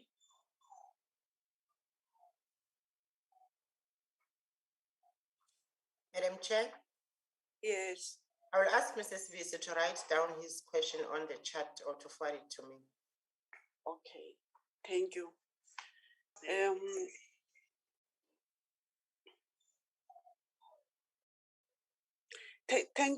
Thank you, Zo. Honorable members, I've seen 9 colleagues, members of the committee, ask questions. And as chairperson, I don't want to repeat the questions because 9 members are put most important questions. Let me take this opportunity to thank the Department of Sports, Arts and Culture. The intervention that we have done, the department through the minister, through the ministry of this department. When, as this committee, we've seen the Black Lives Matter most, when, as this committee, we're getting reports forwarding to the committee, to the media, on how things are happening in the Cricket South Africa. We can mention all. Yokaya Zondi, replaced by a white man. We don't know what action was taken then, or do we still going to do anything as the new board? The Mr. De Villiers, we don't know the action is was speaking, what action was done by what he was doing. The question of Mr. Tsolekile, we do get in this report that he wrongly and unfairly discriminated. We don't know what is that, the consequences of that.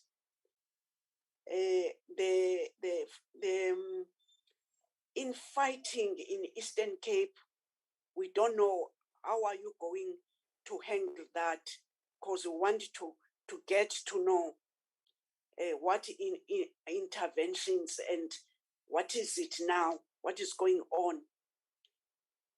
It's worse with this question of is sanction of Mr. Boucher, but still within the cricket.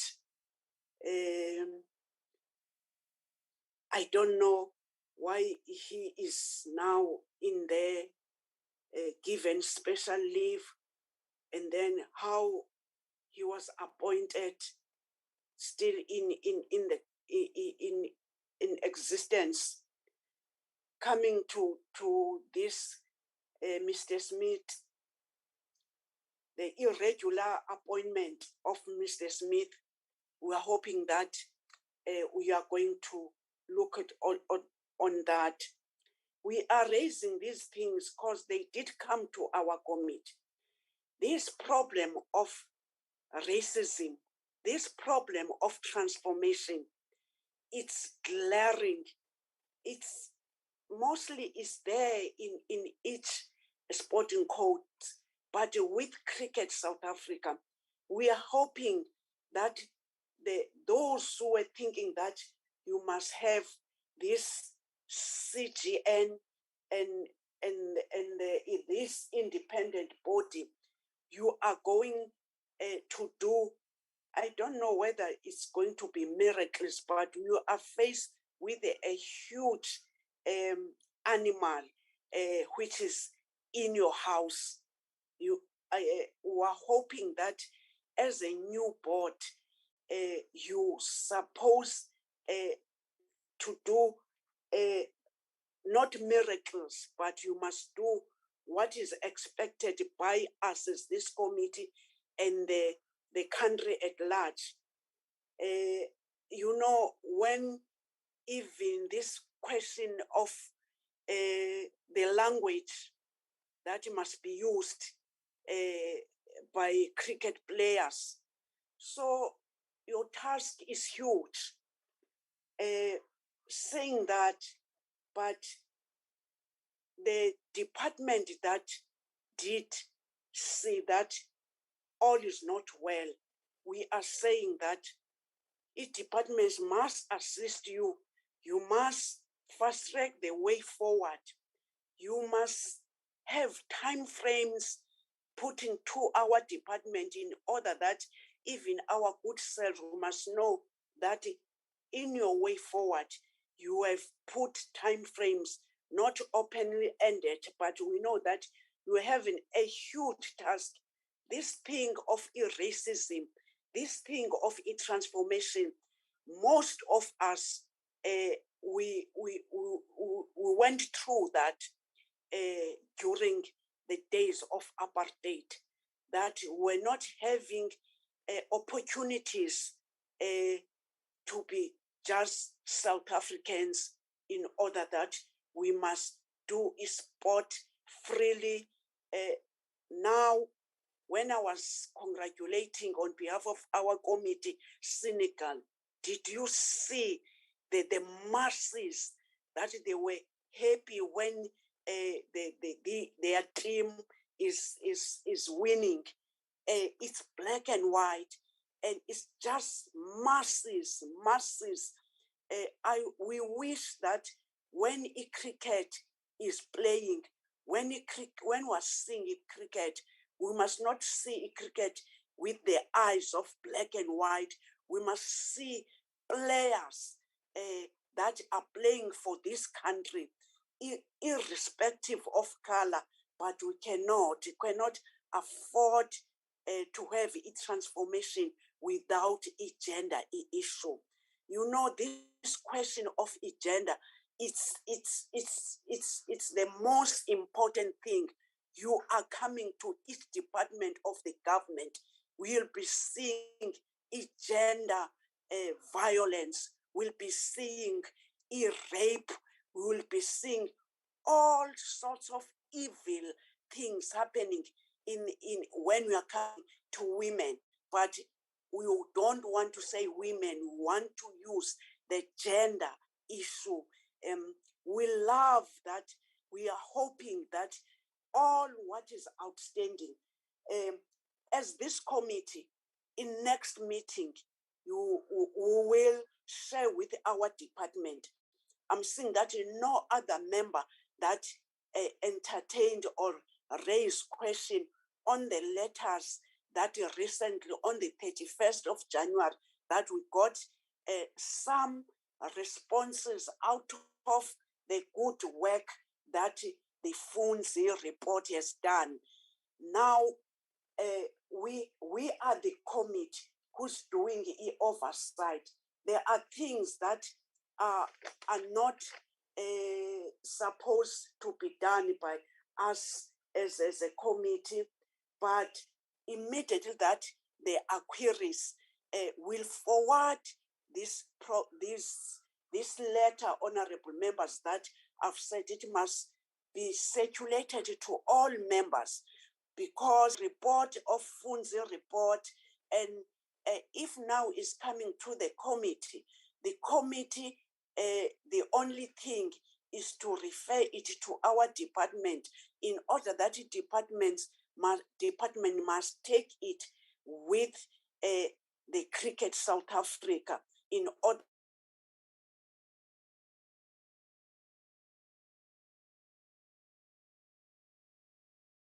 that you are still waiting those who want to challenge the decision of the funds, and they will be challenged through you Cricket South Africa, and the department will be part of that.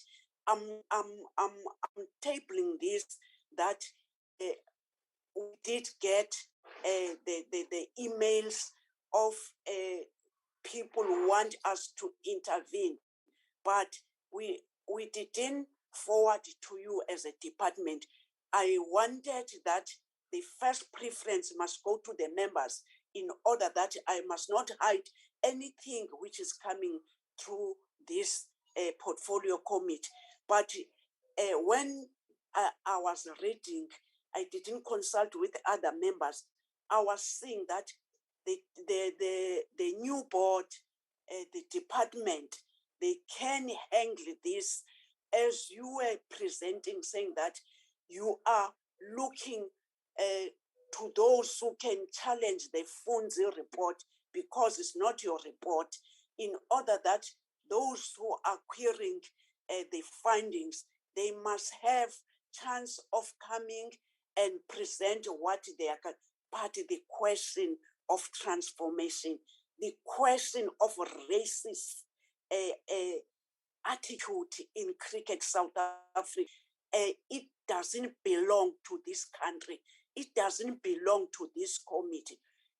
We are looking at you that will be supporting you, but won't support you if you just relax, not fighting this devil of transformation.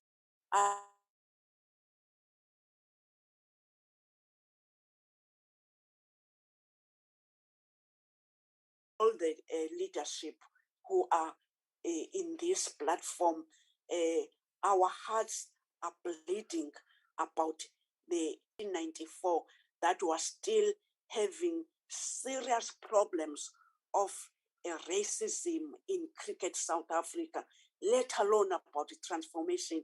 This EPG, something I'm suspecting as this committee will call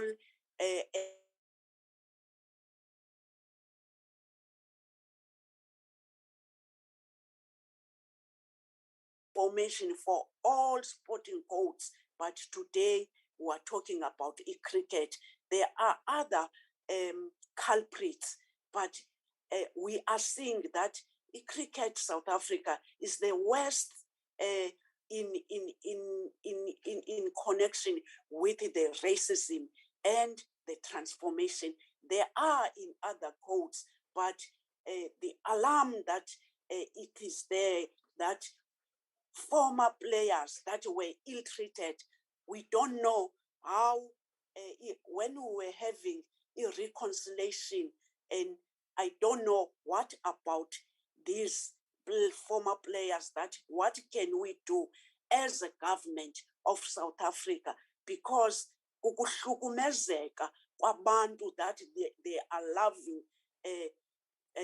loving South Africans who loved mostly sport, and then when they get in this terrain, they were all having those ill treatment from South Africans, calling them South Africans, but they don't want to get away with the racism. I thank you. I'm sorry to take you too long. This thing of transformation and racism is the one of the thing that this committee, all of us is this committee, but we don't want to say that thank you for the work that so far the department together with the Funzi, the SGN that are doing. Keep it up, the good work. We'll monitor, put the time frames in your way forward. We'll call you in order that we must see changing attitudes in these people, call them whites, because we don't want to call people black and white.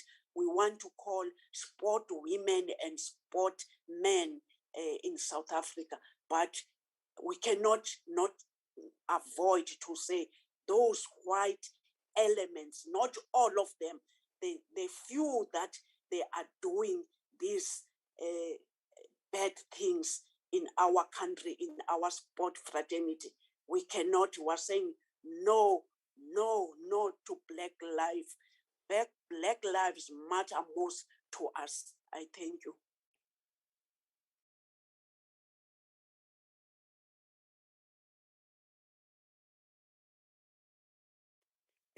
Can I give the Cricket South Africa firstly? The department will come at the end to take us to this question which was raised about 9 members of the committee. I was just trying also to put my views, so which means 10 members of this committee today participated in this important day. I thank you. Thank you, Honorable Chair. Yes, President. First of all, allow me to just echo a few words before I ask the chairman of the board and the other members to respond to the various questions. First of all, I must state that discrimination, not only racial, but any discrimination is unacceptable within CSA, and we accept our failures and where we have failed in the past. But we must always look to correct those ills that have happened. The new system actually clearly makes us all mutually accountable to one another, and it has a very dedicated, focused oversight within cricket specifically. In order for us to be and to ensure that transformation it becomes enshrined in our organization, you will note in our presentation, it's being included in all facets of our business. This is to ensure that our decisions are not only decisive, but deliberate. So I think that is very important to note. And I will ask the chairman of the board and the other members to actually deal with the questions from the various honorable members of this committee, especially Mslango, Zondo, and Ms. Rachel Adams, and all the other members. So I'll ask Lawson if you can come in and deal with those very specific questions, as well as Mudatambi and Poleti, that we your various oversight is. Can I ask you to please handle that for me, Lawson? Thank you, Rihan. Madam Chair, with your permission, may I continue? Yes, please. Thank you, Madam Chair. Let me start by reiterating the point that Rihan has just made, and I think it's something that has come through all of the comments and questions from the various members of the committee, is that racism has no place in cricket, in the same way that racism has no place in our society.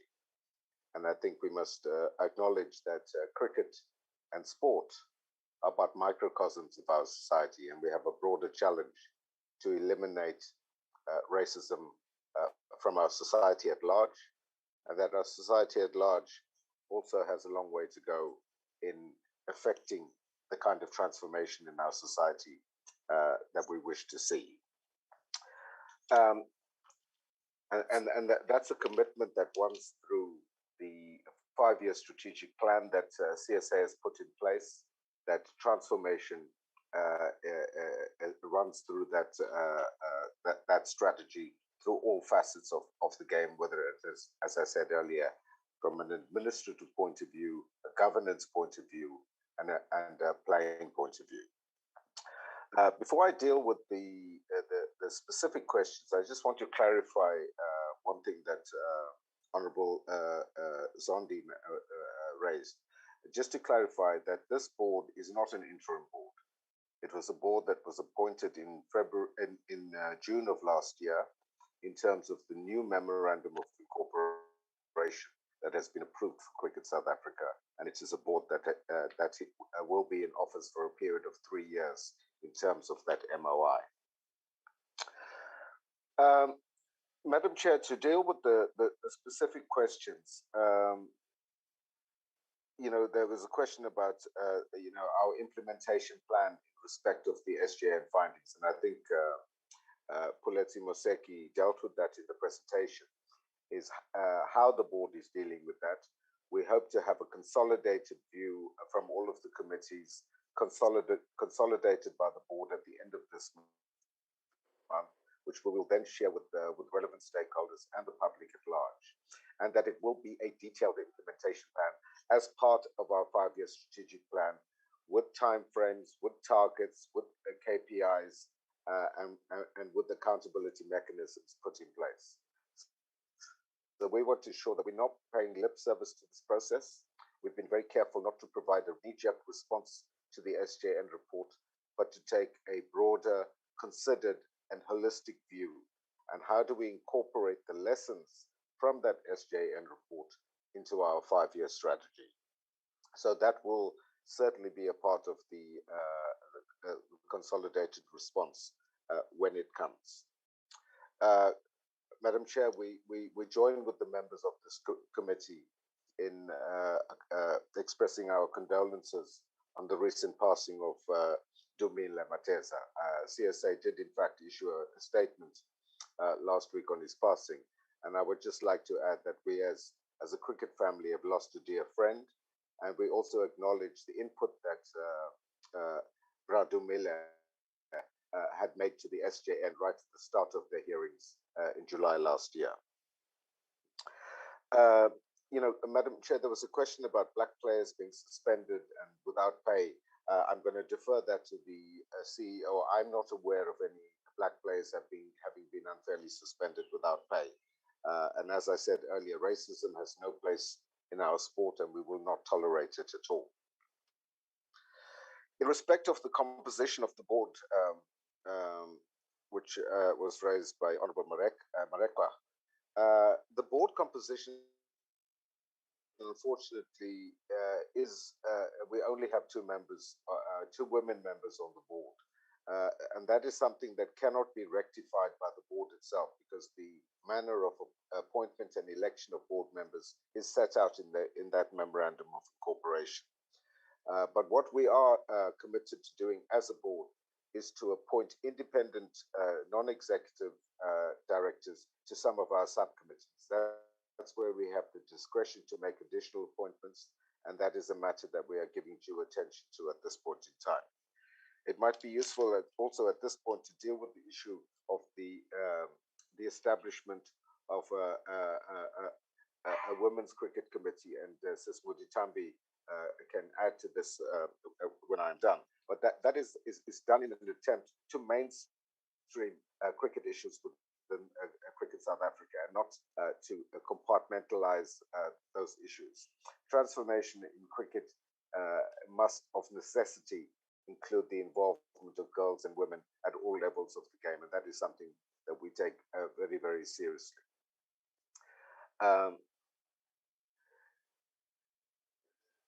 In terms of the questions around the director of cricket and the head coach of the men's team, Graham Smith and Mark Boucher, let me say, and again, my colleagues can add to this, particularly Mr. Moseki, is that the director of cricket and the head coach were appointed in December of 2019 under the previous board of Cricket South Africa, and that even predated the appointment of the interim board. And it was, as somebody else asked, it was not done subsequent to the receipt of the report of the SJN process. So that was done, as I say, in December 2019.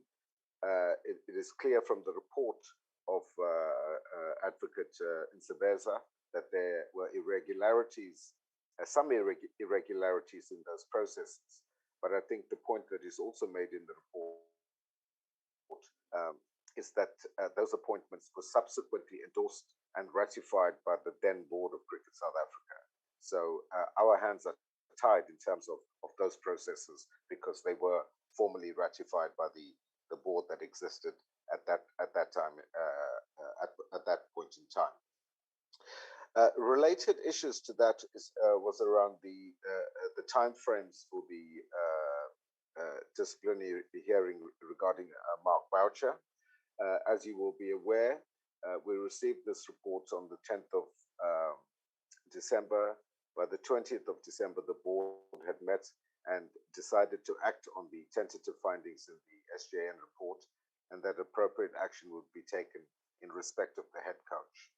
Those charges were formulated in consultation with our legal team and given to Mr. Boucher approximately 2 weeks ago. We've appointed an independent chairperson of that process, Advocate Terry Motau, Senior Counsel. So the running of that disciplinary process now sits in the hands of Advocate Motau, and he has already determined at a pre-hearing meeting that the disciplinary inquiry will take place from the 16th to the 20th of May this year. And so that's how that matter is being dealt with.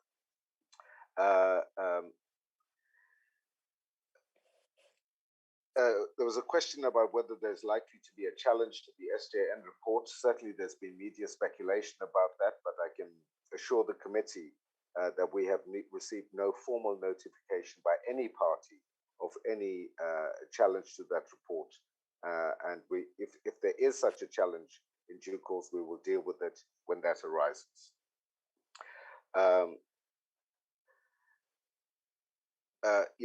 Veronica van Wyk raised the issue of the concluding remarks in the SJN report regarding the tentative nature of the findings.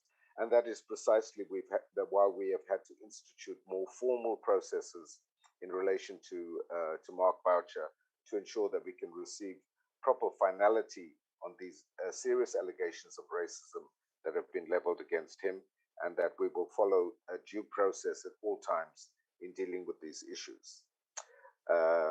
Madam Chair, you also raised issues around various other players, Kaya Zondo, David de Villiers, Tamiso Lekile, and others, as well as issues or findings relating to some of our affiliates. Those are matters that are still under consideration by the board and will form part of the comprehensive consolidated report that we will provide in due course. But I should also say at this point where affiliates of Cricket South Africa have been implicated in the report, these are autonomous structures of Cricket South Africa, and they will have to take responsibility for dealing with the infringements that may have occurred within their affiliates and amongst their members. But that is a matter that we will have, as a board of Cricket South Africa, will maintain oversight over, but we will not be able to intervene directly. I thought it also important to emphasize to the committee that as a board of Cricket South Africa, we've had several engagements with the team, both with the players and with the team management, and that we have established a process whereby myself and Advocate Budlander, who I think might have joined us now, the lead independent director, have regular communication with the captains of both the test team and the white ball team, and they are kept fully in the loop on matters that the board discusses that are relevant to the team environment. So we have sought to ensure that there is a flow of information and open communication channels with the team, including the team manager as well.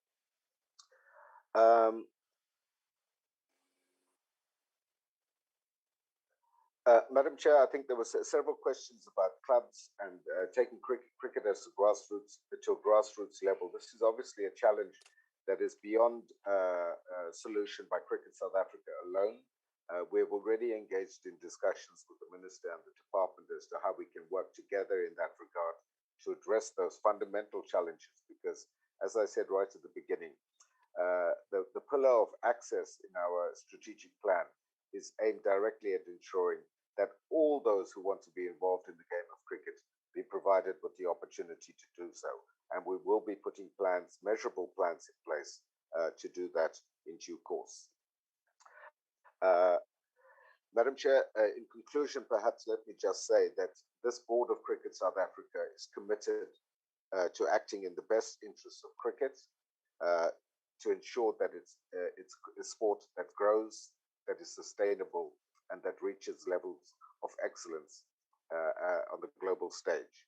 And we will do everything in our power to ensure that we get there, whilst at the same time ensuring that issues of racism play no role in our sport, and that we will take the appropriate steps to deal with it, both historically and going forward.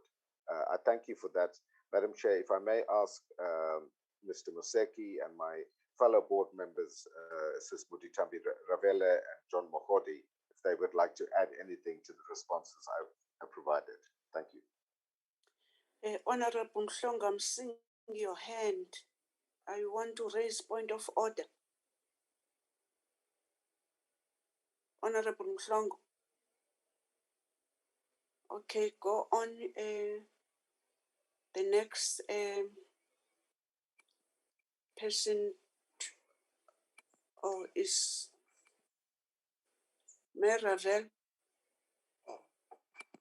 Who's supposed to take us through now? No, thank you, Chairperson, and Thank you. Yes, thank you, Minister, and the members of the Portfolio Committee and department officials. I just want to cover two issues. I think our Chairperson have covered a lot of other issues that affect transformation. From my side, I want to respond on the issue whether we do have facilities in schools and townships. Yes, we do have a facility plan in the organization. Unfortunately, that could take another full day presentation if we have to present that. But all in all, I think I need to indicate that in facilities in the townships, we do accommodate schools and also our hubs. And just to give a summary, to indicate that in Western Cape, we do have 17, in Gauteng 15, in Eastern Cape 11, in Mpumalanga 2, in Northwest 11, in Limpopo 3, in KwaZulu-Natal 11, in Northern Cape 4, and in Free State 3. And possibly it should be noted that building facility is not totally our responsibility, but it's one of the things that we end up doing because of the fact that we want to see kids participating in cricket in disadvantaged communities. We are working also on the other programs where we would be looking at other communities to build those facilities. And Chair, as I said, we do have a facility plan which we can present if requested. The other issue is about women's issue. The Commission on Women and in Cricket, it's not to isolate women's issues to that commission. It's to deal with challenges that affect women in participation in sport. So all other issues about arranging the teams, payments of teams and whatever, they will still be done by different units within cricket. But there are specific issues that affect women in participating in the sport that that commission will be dealing with. It's headed by a member council, who actually chairs that commission. And the commission is actually representatives of players, of technical officials, of coaches, administrators. So it will be all issues that affect different sectors of women's participation in cricket that will be dealt with in that particular commission. And there's a recommendation that we are putting forward to the board to look at strengthening that commission. I think those were the two issues that were outstanding from my side. Thank you. Thank you. Thank you, Honorable. Any other intake, President? Madam Chair, if I may, specific questions that were asked, except, but I'll answer all the others. Maybe, Chair, if you can allow me just to quote again from the Sjn Report. The Ombudsman has highlighted that the issues facing cricket are a complex interaction of multiple factors stemming from the history of this country. Just a moment. I'm being intimidated by the hands of honorable members whilst we are still responding. Honorable Mhlongo taken out. Honorable Adams, lower your hand. You are still given the, thank you so much. I'm sorry about this, Ndate Museki. Thank you. Thank you, Madam Chair.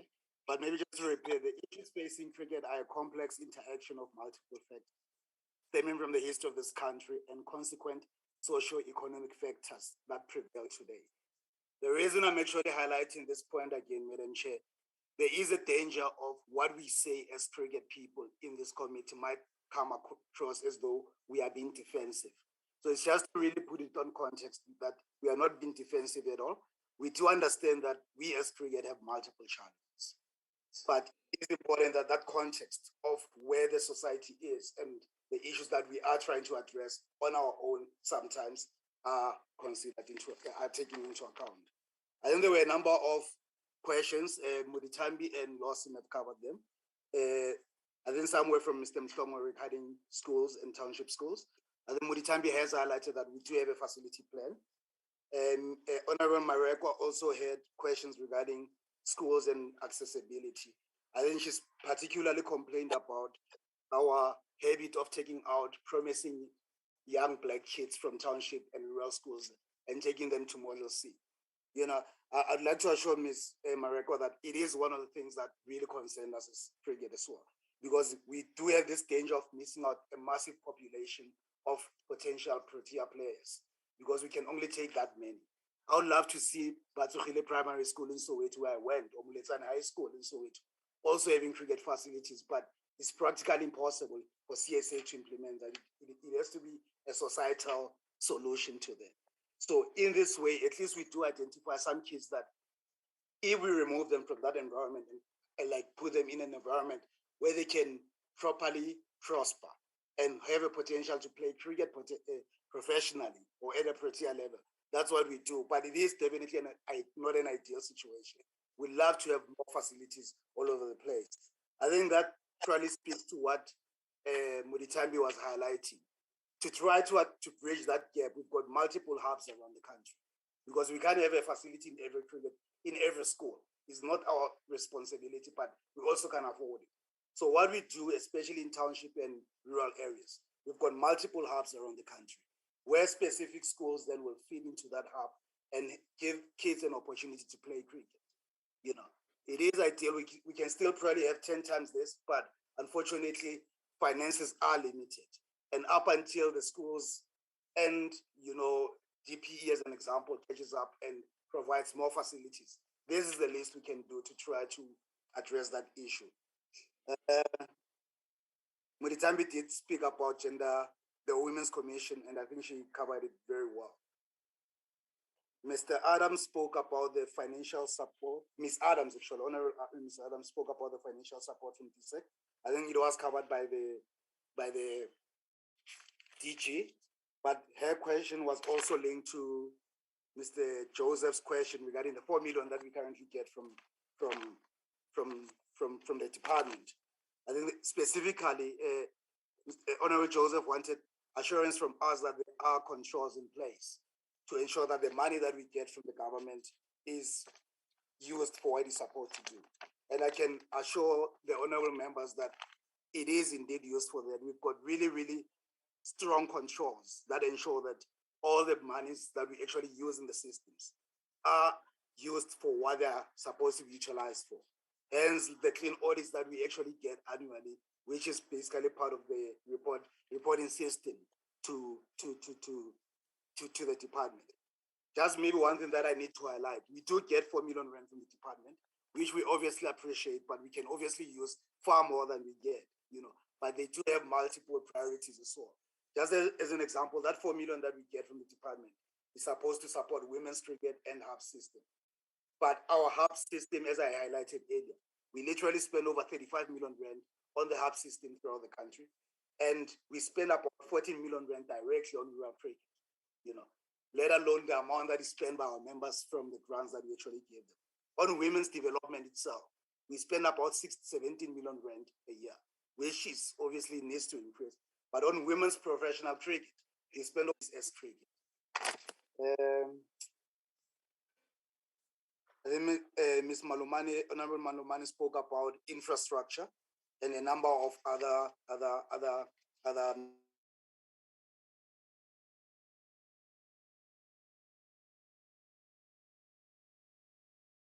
do. Hence the hubs, we still think that our system is we forget the make sure to country this because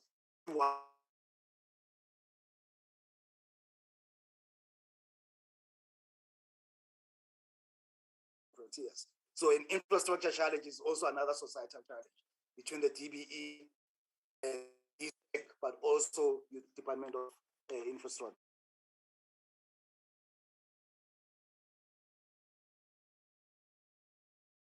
That the Honorable Funding did have.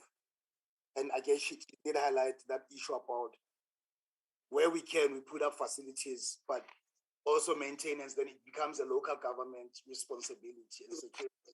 And if that is not covered, it's always a challenge for the organization to deal with that. I did speak, cover Mr. Joseph, Mr. Smisi. I think on my side, Chair, all the specific questions, I think, except one, I have addressed. Thank you. Thank you. Mr. Naido, President. Thank you, Madam Chair. I'll ask Lawson to come in. I think he'd want to deal with the one matter outstanding. If you can, please, Lawson. Yes. Yeah, thank you, Madam Chair. I did indicate to you on the chat that I omitted to deal with the issue of the CEO appointment, which had been raised by a number of honourable members. So let me deal with that. Members will recall that in August last year, we placed a public advertisement for the position of Chief Executive Officer. We received a number of responses to that application, and we engaged the services of a recruitment company to assist us with the process. We did reach a stage where a short list of candidates was interviewed, but unfortunately we were unable to conclude an agreement to appoint anyone at that stage. We then embarked on a further process, which is currently underway with the services of a separate recruitment company, and we certainly hope to be in a position to make an announcement in that regard within the next few weeks. So the matter is receiving the attention of the board. We're very cognizant of the fact that this is a priority both for the board and for the stability of Cricket South Africa. But it is a process that the board is giving due attention to, and certainly, as I say, we hope to be able to make an announcement on progress on this matter in the next few weeks. Thank you, Madam Chair. Thank you, Mr. Lawson. President. Thank you, Madam Chair. Again, I've seen on the chat that the Honourable Member Rachel Evans had asked specifically around wasteful and fruitless expenditure. I think Politi has touched on it briefly, but I think it's just imperative that we do say that money specifically granted for hubs and women's cricket are ring-fenced. And every affiliate, every member has to report on the exact spending within the parameters set down by CSA. And this is naturally audited by our external auditors to ensure that the money is correctly spent. So thank you, Chair. Thank you so long. Thank you, President, with your delegation. Honorable Minister, Honorable DG, or maybe Minister, we want to do a closing input after the DG. I don't know. Well, thanks, Chair. It's the other way around. Okay. It's going to be the other way around, Chair. And thanks so much to honorable members with their questions. I think they helped to focus all of us. Honorable Tom, just a moment, Honorable Minister. There's a hand of Honorable Mhlongo. I don't know, and Honorable Mahlingos. Honorable members. Chairperson, apology, Minister. Chairperson, I heard you saying he's rounding up, he's going to close. I thought you were going to have follow-up questions. That's why I raised the hand. No, I was saying that he want to respond, or he will wait for closing remarks. I was okay. Thank you. Yes, Honorable Minister. I'm sorry about this. No problem, Chair. Thank you so much. You know, the point which is raised by Honorable Mhlongo on SJN is an important one. But it can't be responded to by myself. Perhaps let me give you the background on SJN. The Social Justice Nation Building Inquiry is an initiative of Cricket South Africa. So far, what we've said, we have encouraged other federations to do the same, because it's an important exercise, as everybody would have witnessed. So to answer your question, it is in the hands of the federations, because the minister is guided by the Act in terms of when and how to intervene on that matter. Even at this point, Chair, I would take the opportunity to actually call upon all other sporting codes to follow this very important process.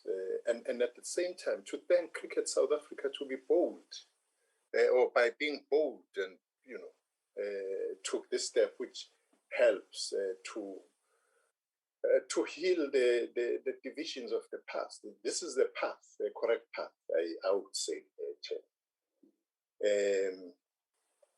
The issue of racism in other sporting codes, Chair, what I would say is that I would support you and support the Honorable Zondi that we are not dealing with everything today, but we're focusing on cricket. So I would suggest that we do so. But I would support you in saying that EPG process is important.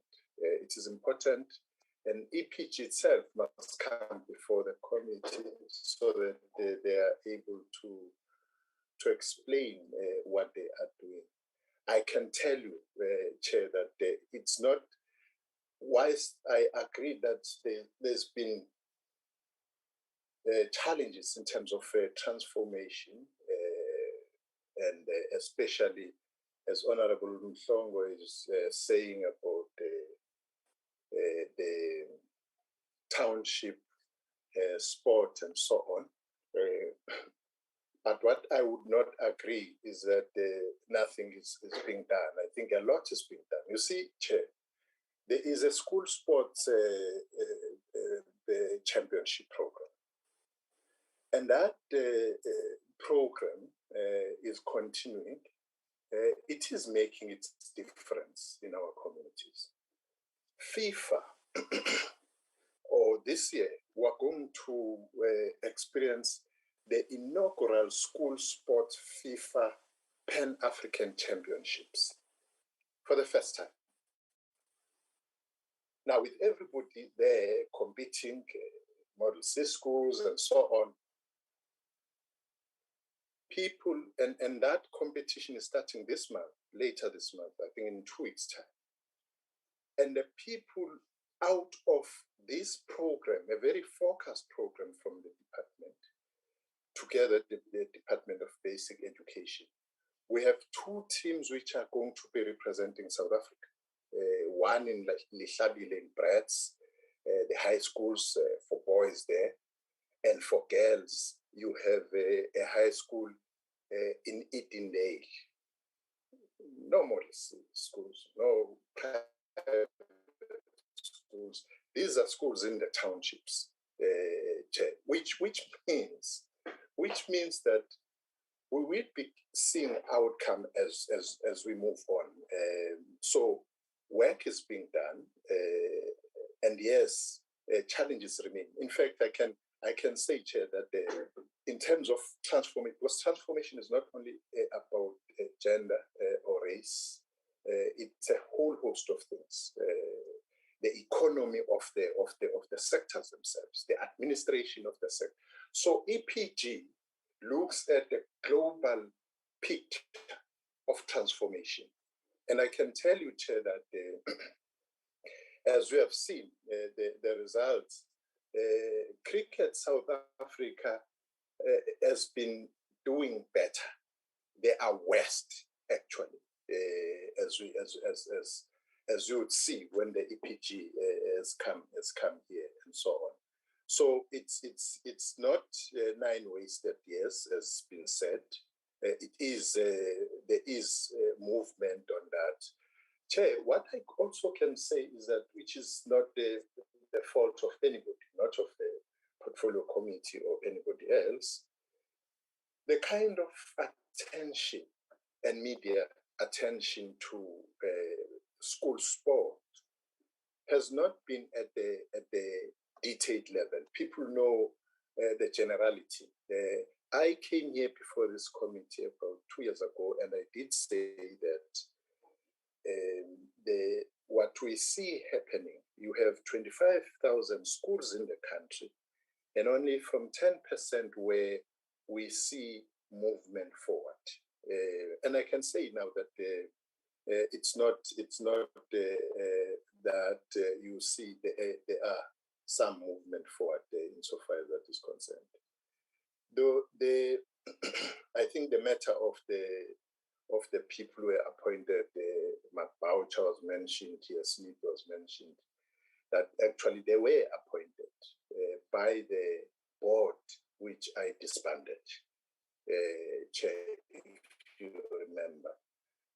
And indeed, in this portfolio committee, one of its meetings, I did raise the issue of the top echelons of Cricket South Africa and so on.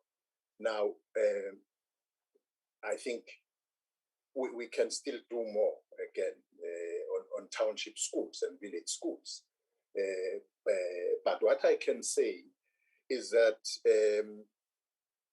on this program of school sport, 40% of the conditional grant is allocated to school sport for the provision of equipment, capacity, you name them, development, appointment of sport coordinators, participation in districts, provincial and national school sport camps, championships. So this is practically what we are doing as the department. And further than that, Chair, we have been providing multi-purpose sports courts in schools as an intervention. And these were sustained for more than a decade. In fact, our program last year, almost every Friday, I was in one or the other place providing these multi-purpose schools. Again, prioritizing townships and villages and so on and so forth. Now, we have the provision which is dedicated funding to National Federation, 16 codes also of school sport program in particular. With regards to cricket, specifically, cricket funds, the regional hubs. So we have all of these things which we are involved in ensuring that the townships and villages are actually, prioritized. Now, I've dealt with the issues which mainly were issues from Honorable Mhlongo. Chair, Honorable Madlingozi, whilst in passing, has passed the condolences to Bradumile Mateza, the late, may his soul rest in peace. Firstly, I want to commend him, especially highlighting this particular sports administrator, athlete himself in his own right and so on. And to say that one of the things, as Honorable Madlingo is raising his name, one of the contribution or the last contribution I would record from the late Mateza was his input into the SJN process. And one of the things he raised, which we discussed with the Cricket South Africa, one of the things he raised is that the program, which was the program for cricket development in the townships, in the villages, should actually be revived. And in our own assessment of the report and what we put forth as things which need to be done, this is one of the areas which we will cooperate and work with Cricket South Africa to ensure that indeed, because we have seen the Makandinis of this world come from that very process. So it means that it's a very important process. And thanks to Honorable Madlingo for raising the name. I think I can agree more with the Honorable Boni on the matters she raised, which have been responded to, again, touching on transformation. Honorable Van Wyk, thanks for the question on the infrastructure.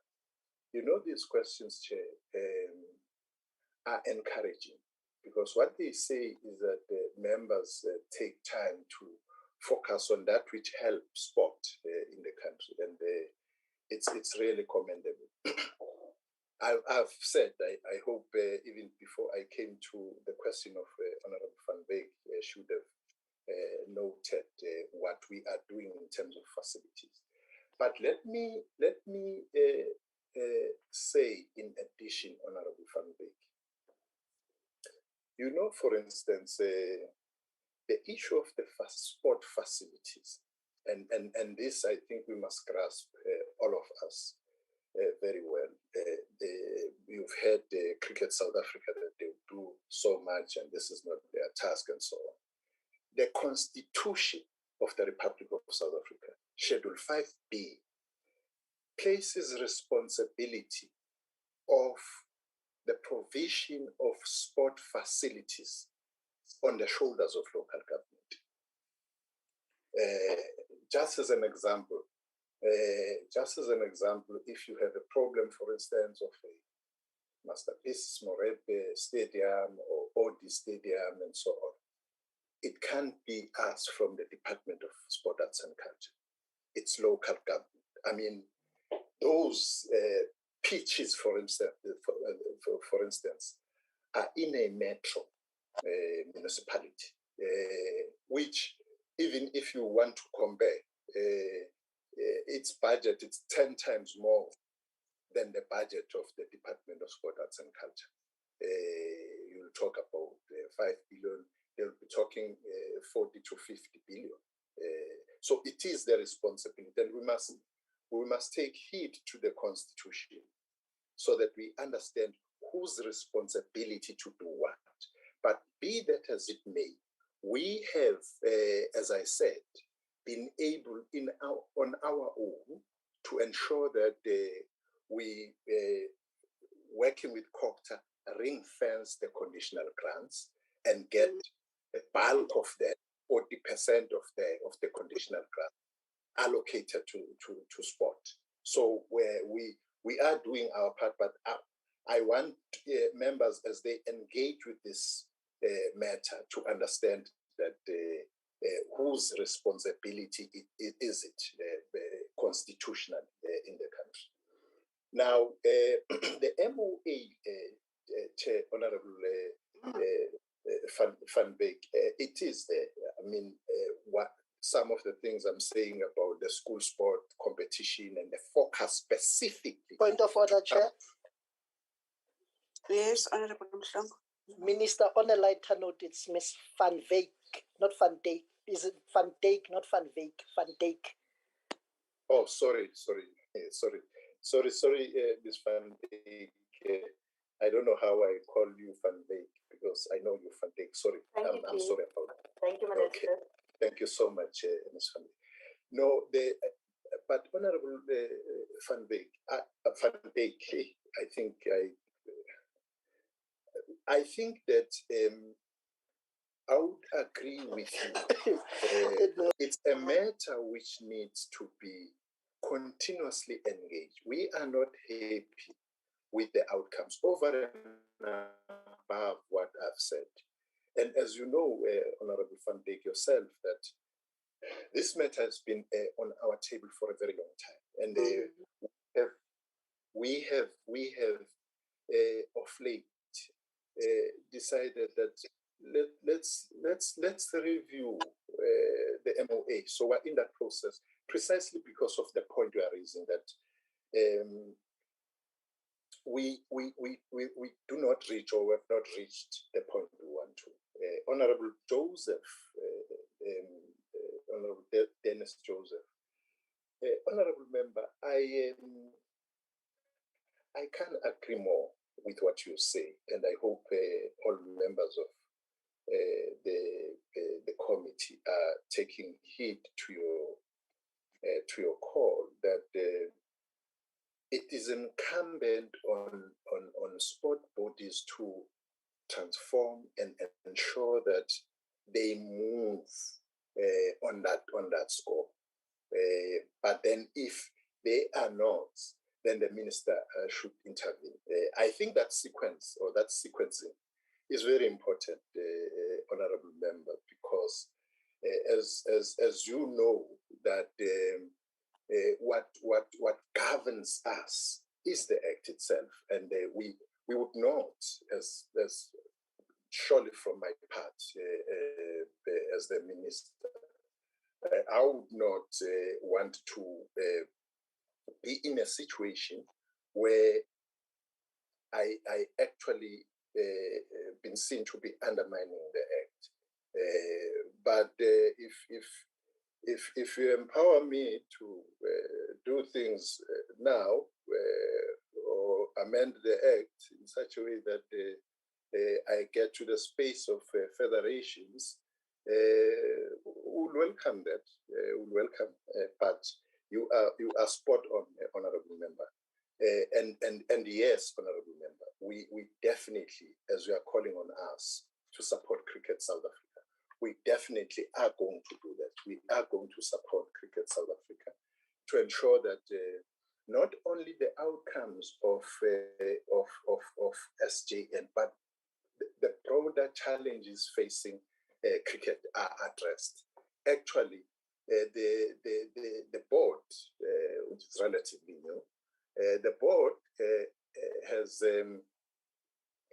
come up with an ambitious strategic intervention for 5 years, even though there are 3 years in office. But it tells you that there is application of their minds in what needs to be done in ensuring that we have an outcome-based engagement, as it were.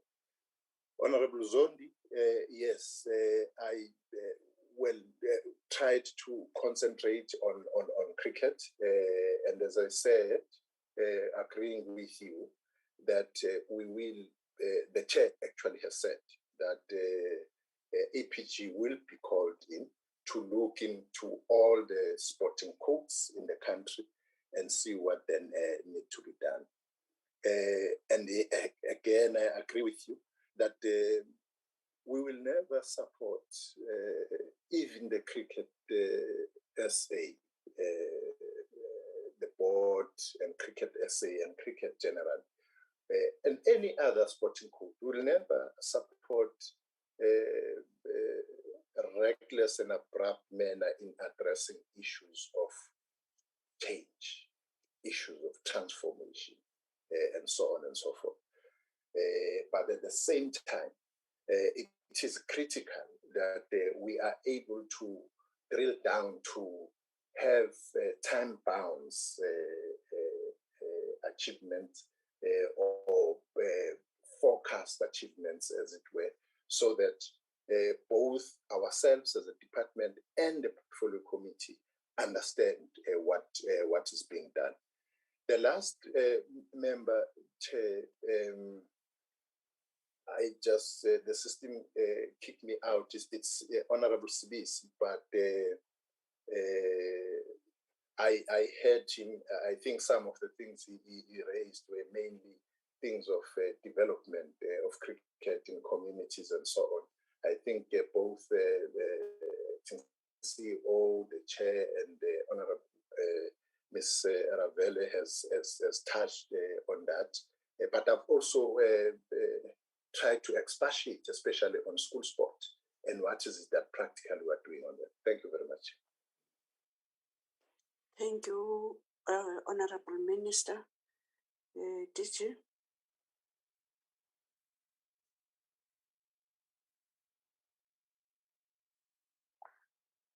Are you found?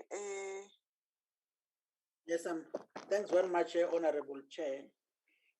I think it will be incorrect of me to try and overemphasize what Minister have said in terms of detailed responses of what he has stated. Suffice to say that even in terms of monetary value on the school sport under MIG, we can confirm that this alone, this was part, it's 40% of 601 million rand that we're talking to here, which is just an investment we can make. As long as the budget can be more available, the more we can cover, particularly also with the deliberate strategy to focus on rural as well as township schools in relation to this. And this is just the MIG funding mechanism that we have. So I think, however, Minister has covered not almost everything that has been raised by members. I don't think there is anything much to add, Honorable Chairperson. In that note, I'm going back to the honorable members, those who want to do a follow-up. I've seen the Honorable Madlingozi, Honorable Mhlongo, in that order. Thank you, honorable members. Honorable Madlingozi. Thank you, Chairperson. Thank you once again to the replies from the Cricket South Africa and the department. On my lighter note, Honorable Mhlongo, you never corrected the chairperson when she called Minister Mteto.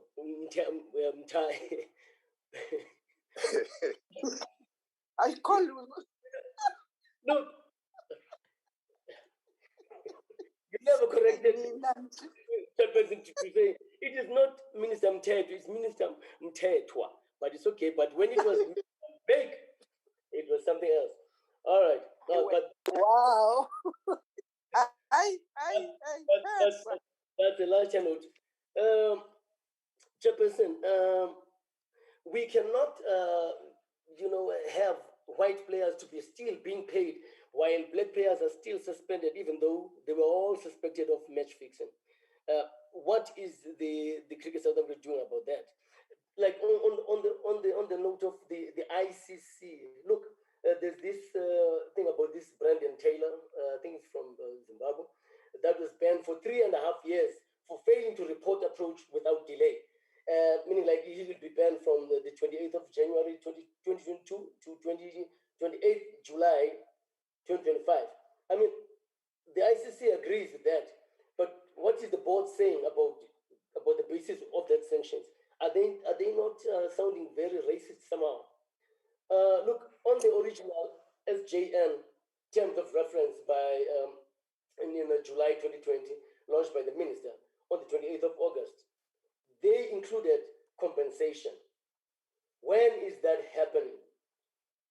Are there plans, at work on the modalities and the time frame? And look, that's why most of our players die poor. Like, what is the new board saying about that? And they talk about the targets. I've read some of the targets that they are conflicting targets of black African targets. Some they are 25%, some 22%. Which one is which? I'm not quite sure.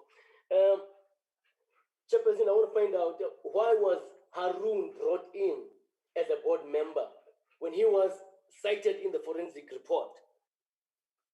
That is one thing. And look, there are other companies that I think it's one company that Tabang appointed. They argue that he was paid for not, that company was paid for not work being done. But where were the financial control system at that time? And what some of the people are being paid, out of court, like Mr. Nasai Apia. He was settled out of court. Why him alone? Did you know something about something? Why was he, asked to afunjatiswa abanjisimali and why and anyone?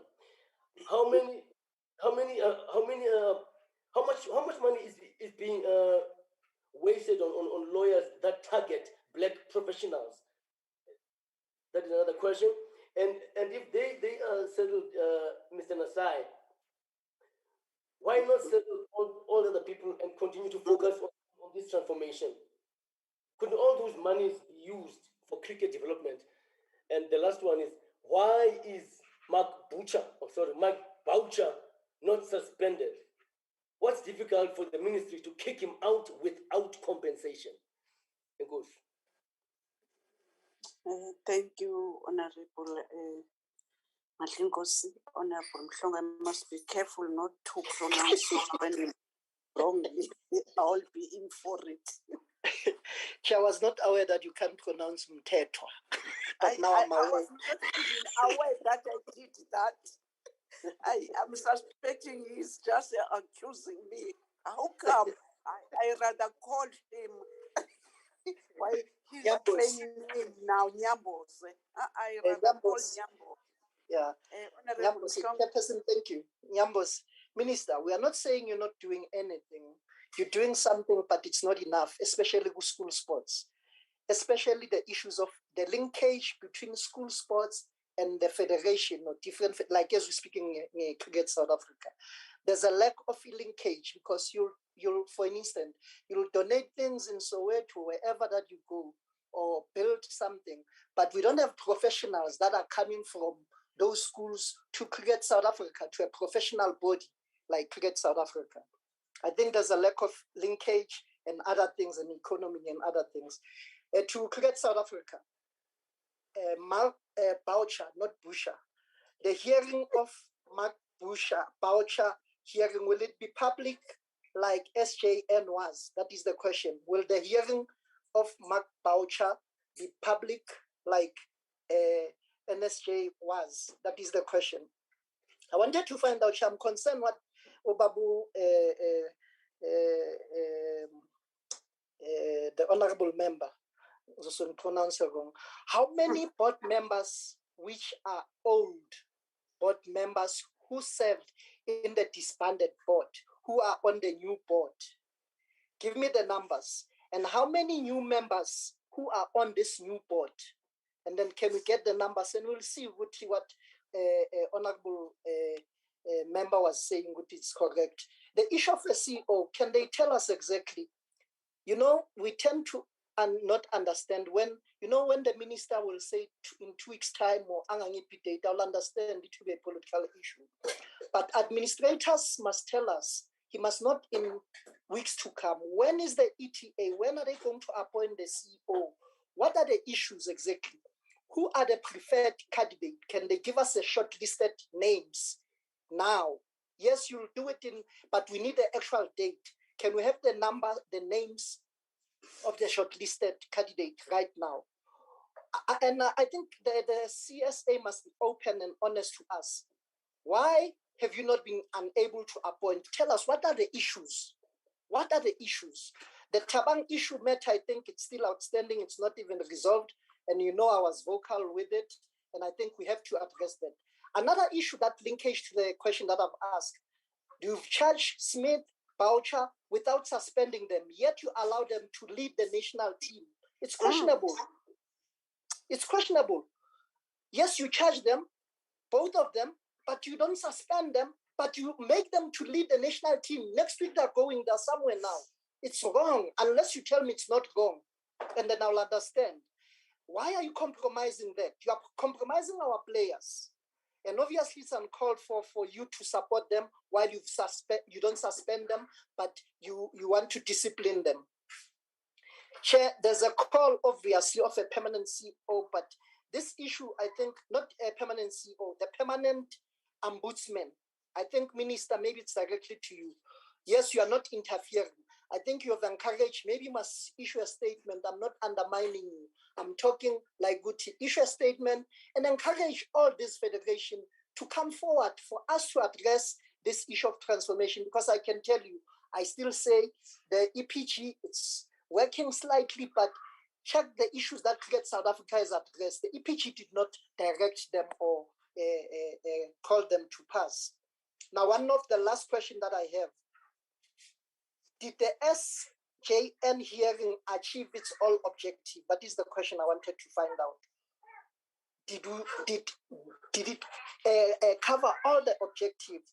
What were the shortcomings, the SJN? Thank you very much. Thank you, Honorable Mhlongo. My last follow-up question, I wanted to check, as you now, I don't know whether you have in months or a year that you are in the office. I'm not sure. I wanted to check, are you aware of this 50 million of legal fees which Cricket South Africa by this time is using? And then why this 50 million money being not appreciated, that maybe you can have the settlement of out of court, because this money is enriching the lawyers. Once it's fine to do that, but 50 million, is it correct? Is it a correct amount that Cricket South Africa so far, yes, we have used 50 million just for legal or for your lawyers? And as Honorable Mhlongo, I did also emphasize this, that really you give somebody a special leave, but you also give him a job that he must lead people whom he disrespected. But as we are saying that you are still going to correct these things, but some you needed, if you have chance to, just when you get in, just implement some other things, because I can't understand sanction somebody, but you're still giving him a role. By what Honorable Mhlongo is saying, I'm suspecting very soon we'll call you, as we're doing with all other codes when we want responses. Because I'm just saying that others, you do suspend them. We don't yet understand whether they are going to recover the monies. And this thing of CEO and the one of the letter, which is not with you, it's with us. It's exactly hampering on your monitoring.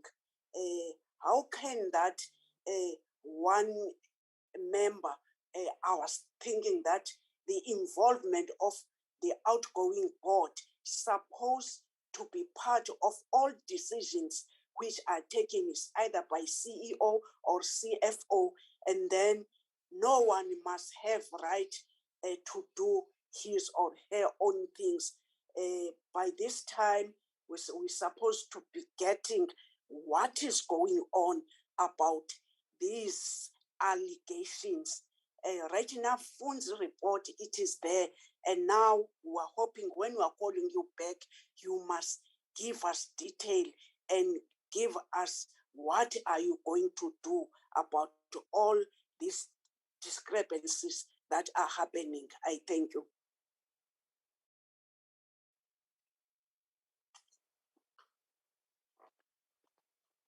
Any intake from the presidency?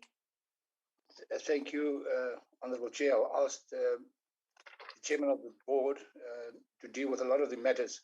The one that I think I should be, and I am in a position to answer, is one from the honorable member Mslango around how many members of the current board had served previously. Okay. Honorable It's Honorable Mhlongo, not Masango. Mhlongo. Apologies, Mhlongo. I'll correct myself. It seems to be a illness within in this, but today, so I must apologize. You know, if today they're even correcting me that I cannot pronounce minister's surname, which means this meeting today, we are all in a way. I don't want to say this is a very tense meeting. It's not, but thank you for that apology. Thank you too. I think it's important that I would answer that question. There are two members that have previously served as non-independents that have been returned, and I'll have to give you a little bit of explanation. Both the members that are now serving on the board had served a period of 3 months just prior to the board being disbanded, and there are various representatives from the affiliates. Naturally, it's a democratic process, and there was no implication or any matters raised against the members that are now still serving. There is an independent that has previously served Cricket South Africa, yet served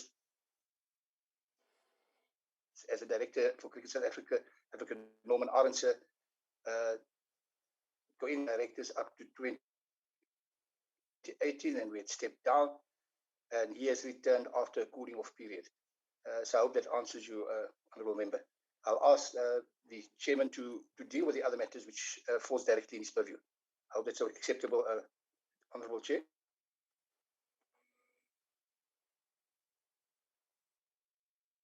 Okay. Thank you, Madam Chair. I'm grateful to Rian for dealing with the first issue. Honourable Madlingozi, with respect to the issue of match fixing, which, as you will recall, took up a significant amount of time during the SJN hearings, and you will also have noted from the report of Advocate Insebeza that he could find no evidence of any racism in relation to those match fixing allegations and processes that resulted in the outcomes that they did. It was beyond the terms of reference for the SJN inquiry to go further than that, and their report is quite clear in that respect. With regard to the issue of compensation that you correctly point out was alluded to in the terms of reference for the SJN inquiry.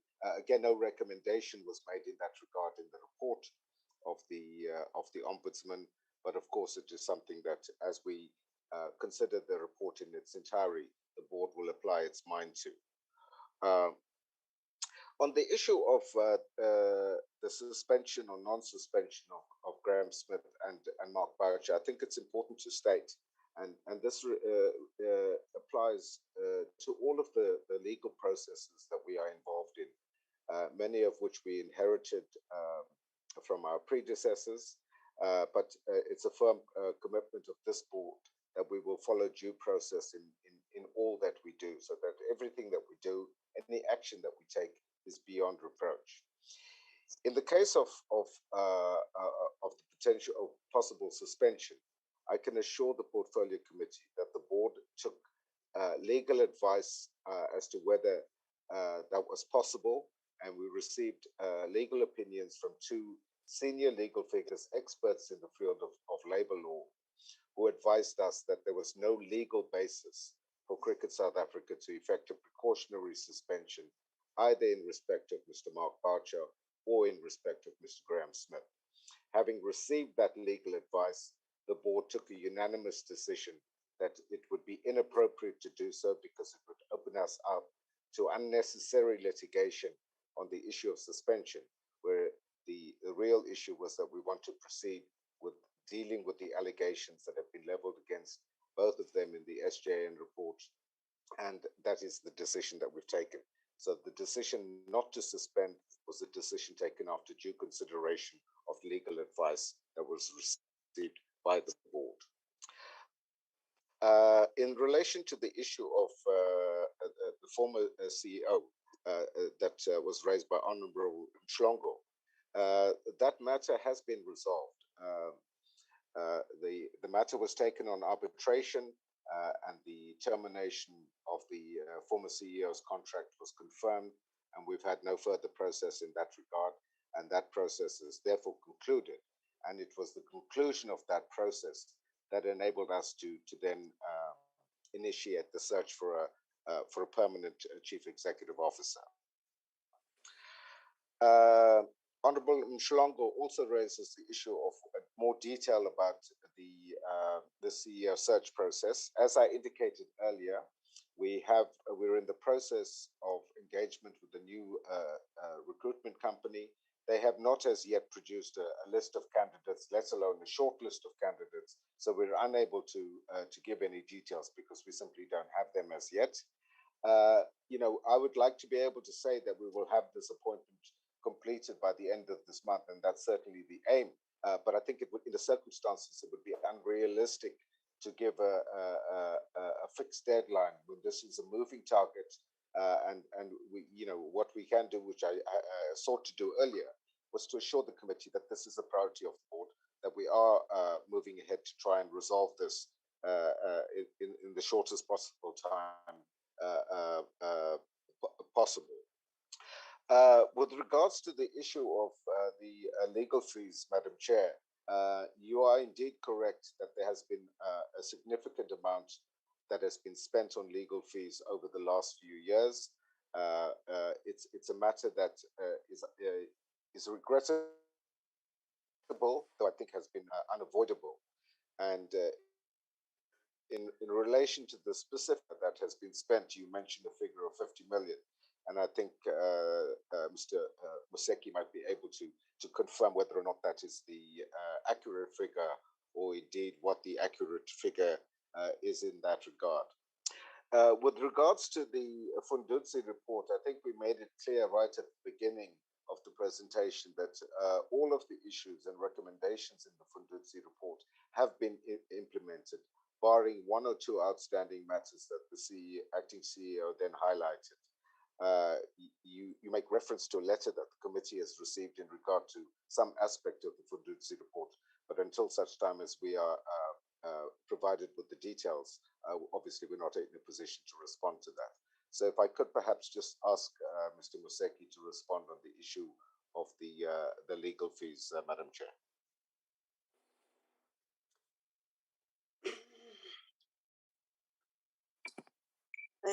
Some of the answers, we are still not, some of us, happy.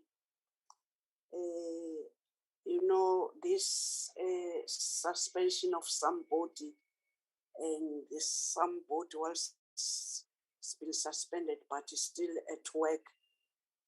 It's unfortunately that some of things ziyalumeza, and we cannot, as a committee, cannot challenge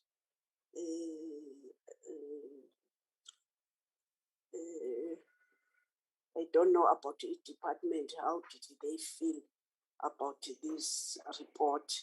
But as I've indicated that already, the 15M has been used. So once this committee, before the merging of these two departments, asked some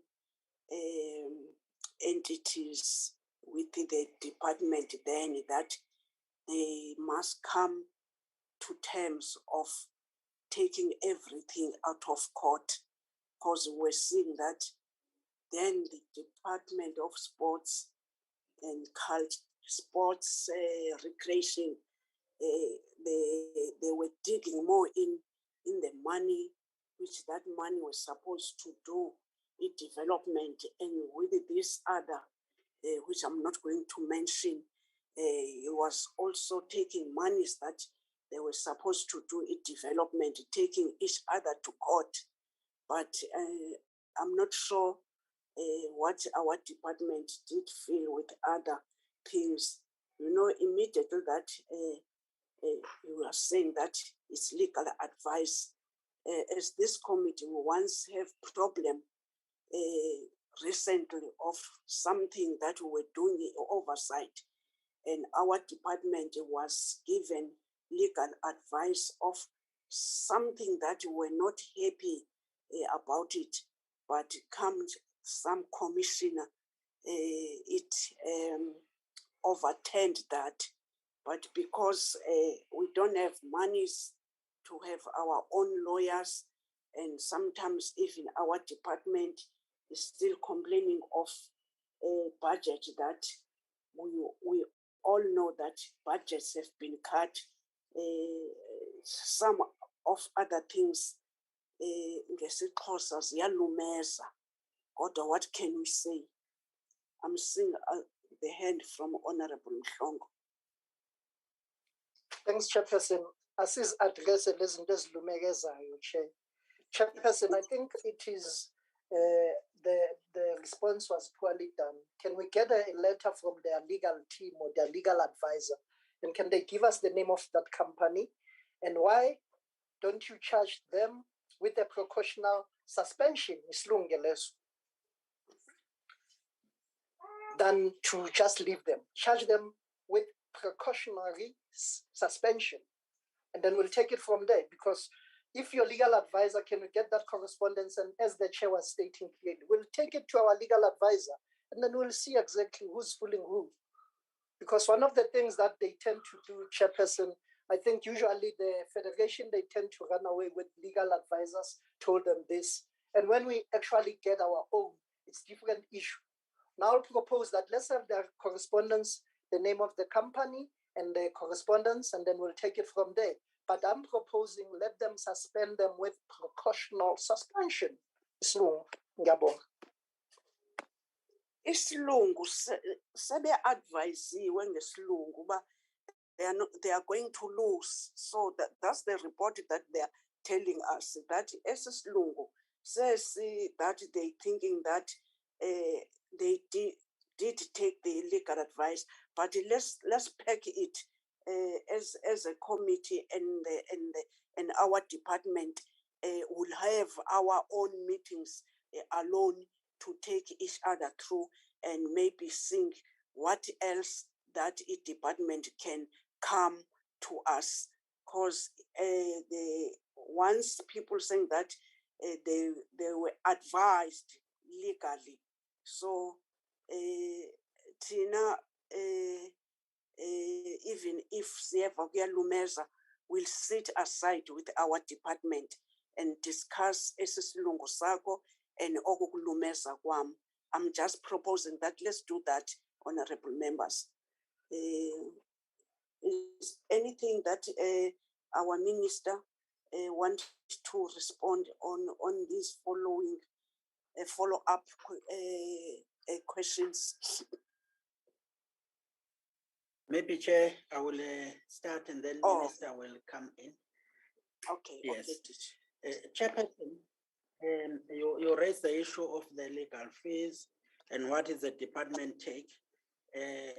Department does take a dim view in terms of the money being diverted from the operations and the meaningful, impactful programs that should take place towards legal fees.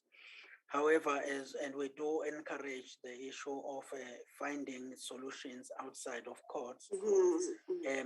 However, we all know that human beings are quarrelsome beings, and some of the litigations are imposed on the federations, and they have no option but to find the best way to defend their position, if they believe that that position is a right position to defend for the advancement of the work of the federation.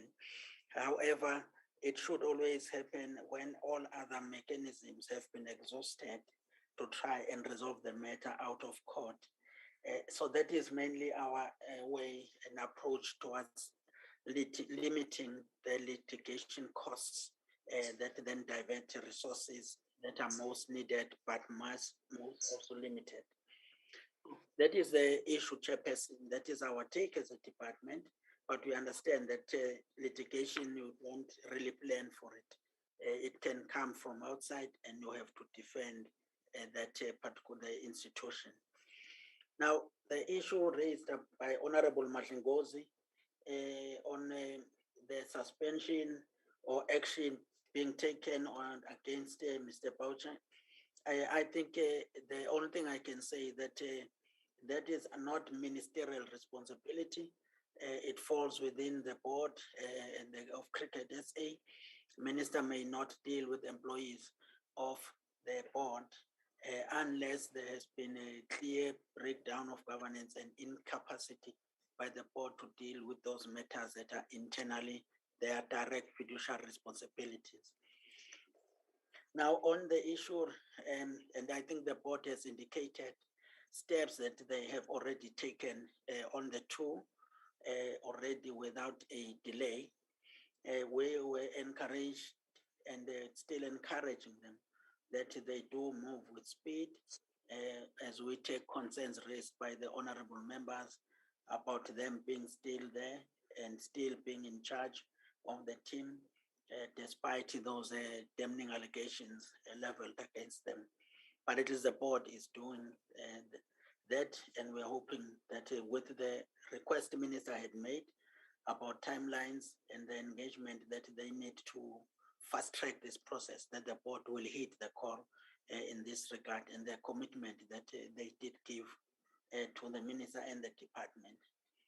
Now, on the issue of the disjuncture or the disconnect between the department and between the federation and school sport, maybe raised by Honorable Mhlongo, just firstly is to confirm from our side that we have encouraged the federations to establish a healthy working relationship with schools, and this is at a level of a structural level and governance level, and that is by making sure that all sport structures that deal with school sports should fall under federations. And this engagement we have indicated and all have even advised that such school sport structures, if the incorporation means that they amend their legislation, they must be able to do so.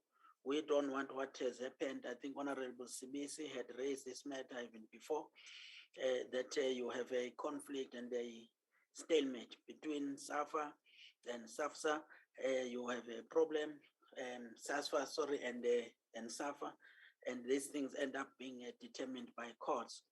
So it's the same thing here, Chairperson, that we are saying rather have the schools, the bodies that deal with school sport falling under the federations, because federations have a direct legal mandate in terms of developing the sport pipeline up to the level of excellence and the way you've got professional sporting bodies, but it is through school sport that you have the pipeline. Finally, is that as the minister had indicated before, the issue of the MOU had been completed. What is left from our side was to just finalize consultations with the particularly, as we know that there are teacher unions there. We know that there are school governing bodies for the buy-in, and the consultations, most of them have been done. We are now engaging finally with SASCOC on this matter of school sport to look at that MOU, and we are having a plan that by March the ministers would have signed this the MOU with basic education and the Minister of Sport, Arts and Culture, and of course had to also finalize the implementing model or the protocol, which we call a work plan, that also there we had to develop. So it was just the issue of getting assurance about the buy-in by key educational stakeholders as we roll out this particular MOA once the ministers have signed. Honorable Chairperson, I would like to thank you. Thank you, DG. Honorable Mteto.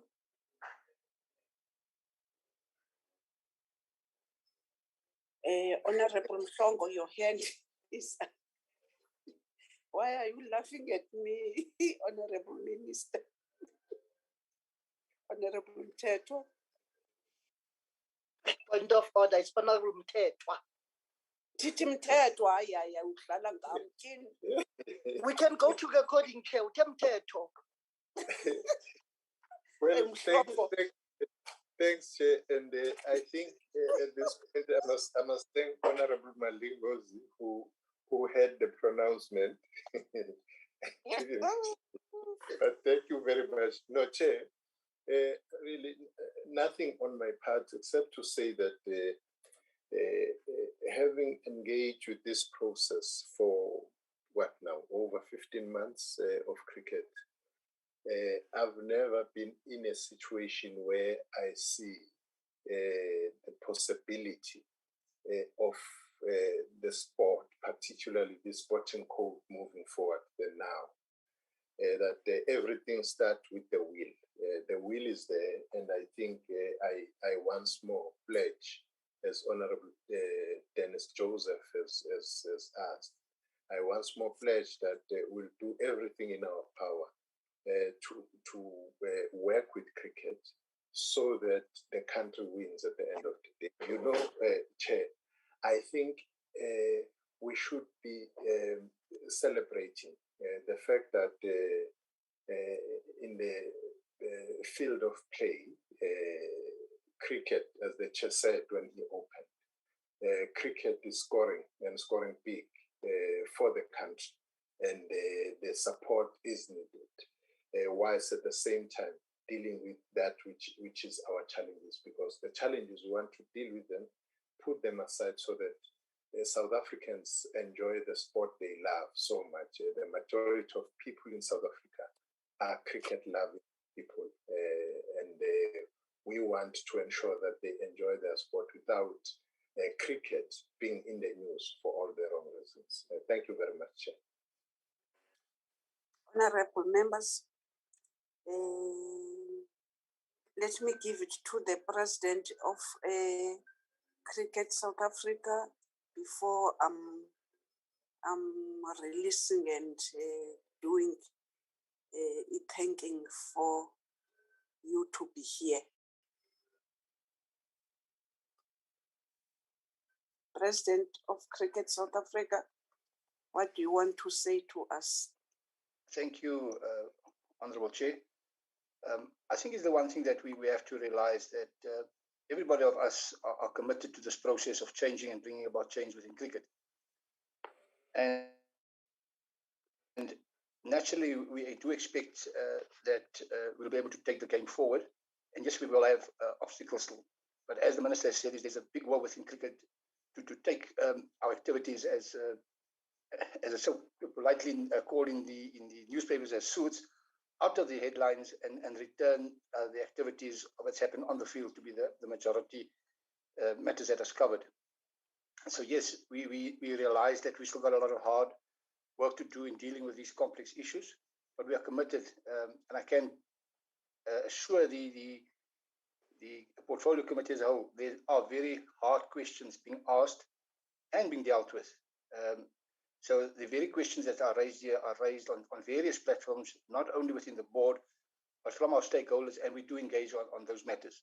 So that is our commitment, and we will, as far as possible, and I know a lot of the people would view it as that we weren't very transparent, but those are the situations that we find us in. We must realize that some matters are being dealt with, that there is possible litigation and all that, but we will, as we progress, be able to provide both the portfolio committee an update, because I can assure you that the ministry at regular occasions would interact with Cricket South Africa, which we are grateful for. So I thank the portfolio committee for having us here today. So thank you, Honourable Chair.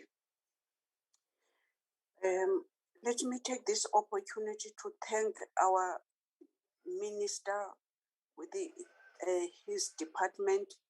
Also, let's thank you, the president of Cricket South Africa, and all the entourage which is with you. We had a fruitful discussion.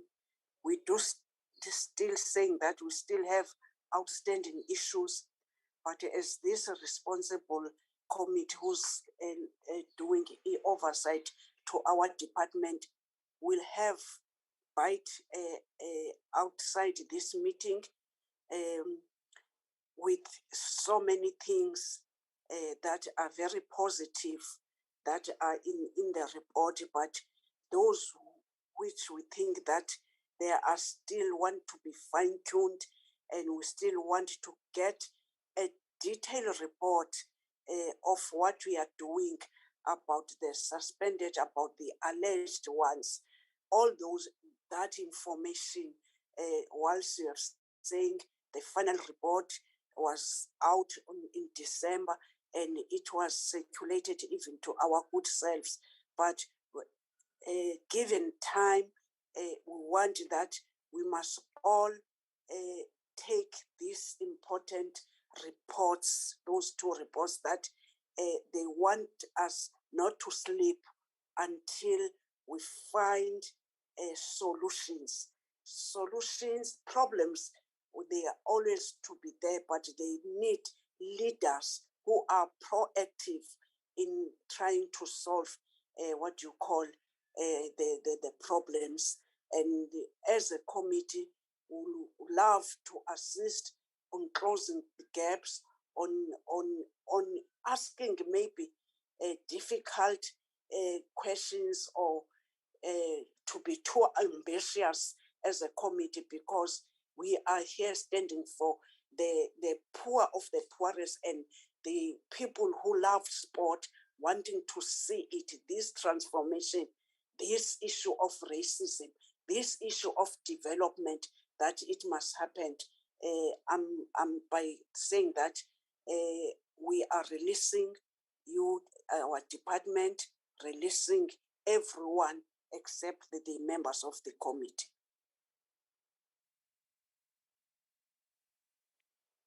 Thank you, Honourable Chair, and the members of the committee. Thank you. Thank you. Thank you. Thank you, Ma'am Beauty. Thank you all. Thank you, Dr. Mthethwa. Thank you. Thanks.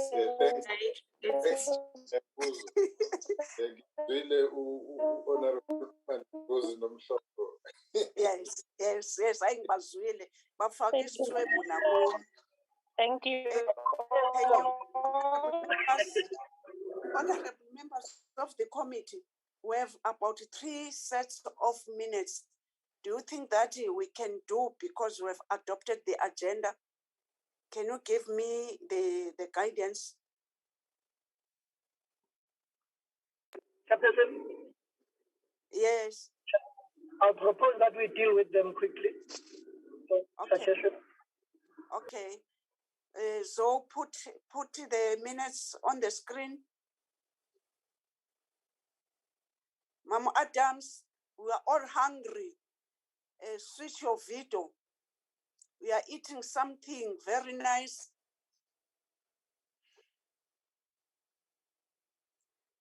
Honorable members, in front of us we have minutes of 1st of December. In front of us, this is page 1, briefing by public protector. I'm suspecting this one is an easy one. It's a long, outstanding, and we've dealt with. Go on.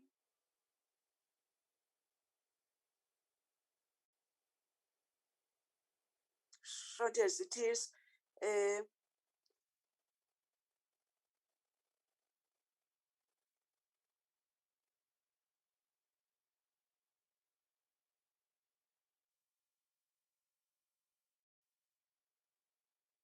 honorable members, I'm tabling these draft minutes to you to adopt them.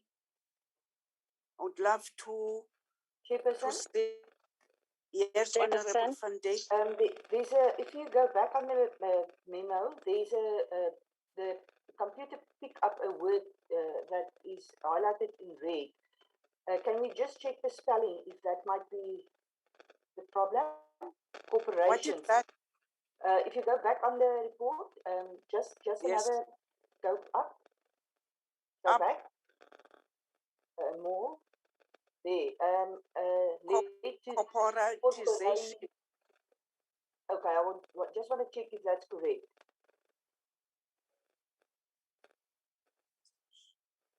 You see this?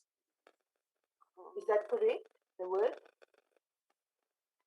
The spelling? Yes, it is, Mrs. Van Dijk. It just depends which English are we using. Pretty sure okay. It is Thank correct. You for that. Yes. Okay. Thank you. Any adoption? Thank you, Second. Honorable Veronica. Thank you so much. Any seconder? Second, Chair. Thank you, Honorable Mhlongo. We agreed. Thank you so much, honorable members. Put the second set of minutes. So, honorable members, on the 3rd of December, we held our virtual meeting where the Department of Sports, Arts and Culture presented the white paper on cultural and heritage. Go on.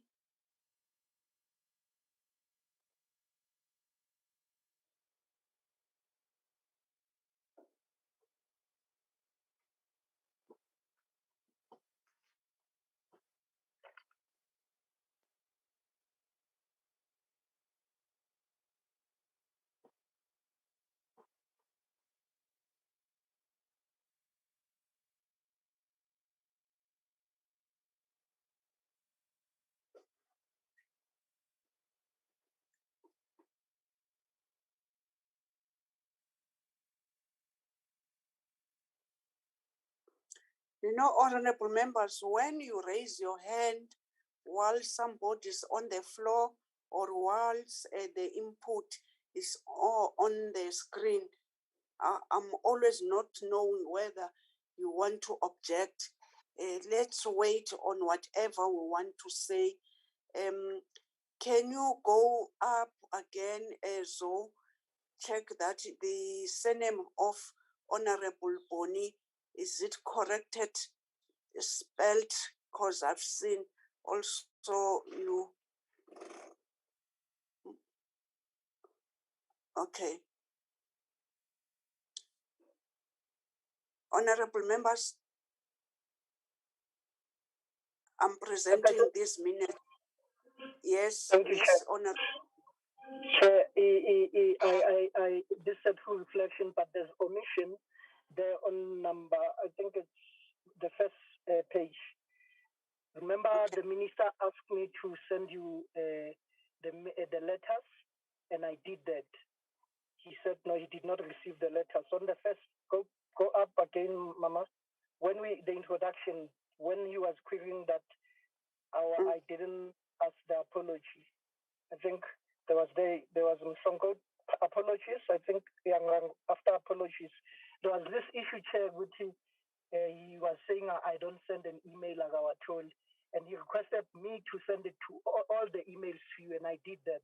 Wanted to find out what is the status and when are we going to deal with those issues. I want to go to that in order that I must understand. Revised with paper, white paper. I'm saying it was omitted on the minutes. This is the date that the minister, so I've raised the omission. It's not there, but I remember this is the date when the minister asked me to, I did not send the letter. To send the letters to himself, because he claimed that he doesn't remember. Yes. Let's Madam Chair? Hello. We will listen on the recording and include it, Madam Chair. The minutes can be adopted with the recommendation that this be included. Are you allowing us to do that, Honorable Mhlongo? We adopt without seeing the. Let's pack these minutes on Friday. We'll come with the correct version. I'm proposing that, honorable members. Are you aware that we're having a meeting? Hello? Yes, Chair. Yes, Chair. Okay. We're having 3 sets of minutes. Zonova, they were 2. So we have three, Madam Chair. I'm just going to fly. Yes, there were 3.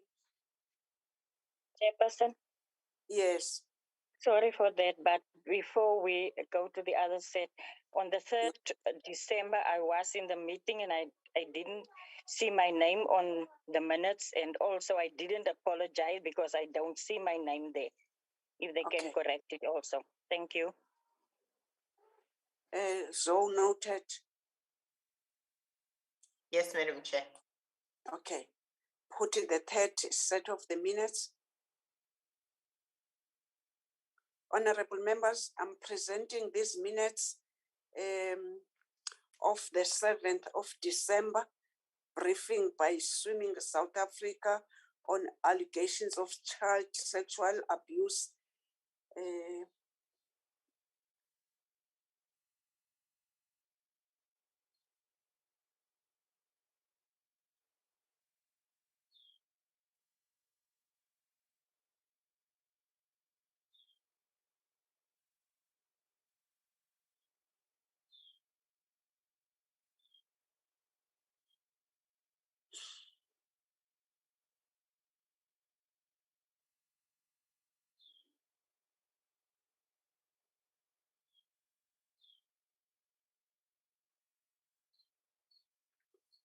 Honorable members, this is your time to reflect, you correct, Chair, you. Honorable Zondi. Yes, Honorable Zondi. Honorable Zondi, yes. No, Chair, I think that they are the reflection of what we discussed. We are cutting. Honorable Zondi. Chair, I'm saying they are the reflection of what we discussed. I move that we adopt them. Chairperson? Yes, Honorable Veronica. I will second that, but there's just one request. The president of SASCOC, Mr. Berry Hendricks, said to us that he will send us the minutes of that meetings that he referred to, because there was a bit of a dispute in that meeting conduct whether those meetings did take place. And I've requested those minutes more than once, but I don't receive any feedback from SASCOP. I also send it to the committee, to Zuleka, so that they can also ask when we will receive it. It's more than 2 months now, and we're still waiting for the minutes. Thank you, Chairperson. I move for the adoption. Thank you. We do follow up, honorable members. The minutes has been adopted also, which means on that day you have done your work. I've been getting emails from different stakeholders thanking the committee the way we handle this issue on that day. Let's keep up the good work, honorable members. Sometimes if we differ with small things, that's nothing, it's human, but you are always on point as this committee. By those words, honorable members, I'm thinking that, we have, can you also, I've forgotten that you are going to also adopt the report. Can you put our report? I'm sorry, honorable members. The program, Madam Chair. Yes, I'm sorry, the program. On the 25th of January, we're having a briefing of that passed on, and today we're in here, and then you did present this. We are coming again, and then on Friday we're having the following briefing, and then 15 pack-offs, and what else? Okay, 18th follow-up meeting by the National Department, Gauteng, and so on, the issue of stadium, the issue of our, what was that? It was our oversight. And then briefing of netball, briefing South African Heritage Resource Agents, briefing by Boxing South Africa, briefing by Ditsong Museum of South Africa,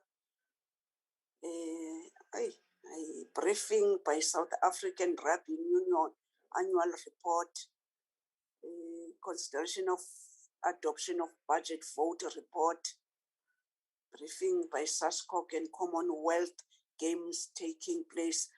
This one, honorable members, I had to join SASCOC with the candlelight randomly whilst I was still here doing my constituency work. It happened that I did hear that they are having this lamp for Commonwealth. On behalf of you, I did join them. So we need this briefing that these Commonwealth Games are going to take place July. Briefing by softball, briefing by Sport Trust. I'm suspecting you are all having an interest on Sport Trust when we're talking about infrastructure. Briefing by department on the distribution of presidential employment stimulus program, and then briefing by sports or up, and then as this committee on the oversight 29 March to 1st April, I'm suspecting coming on Friday, we must propose what we want to do for this oversight in all our outstanding issues. You can just drop a proposal to the office of administrators in order that maybe coming Friday, we must reach consensus. What do we want to do on the 29 March till 1st April? I thank you, honorable members.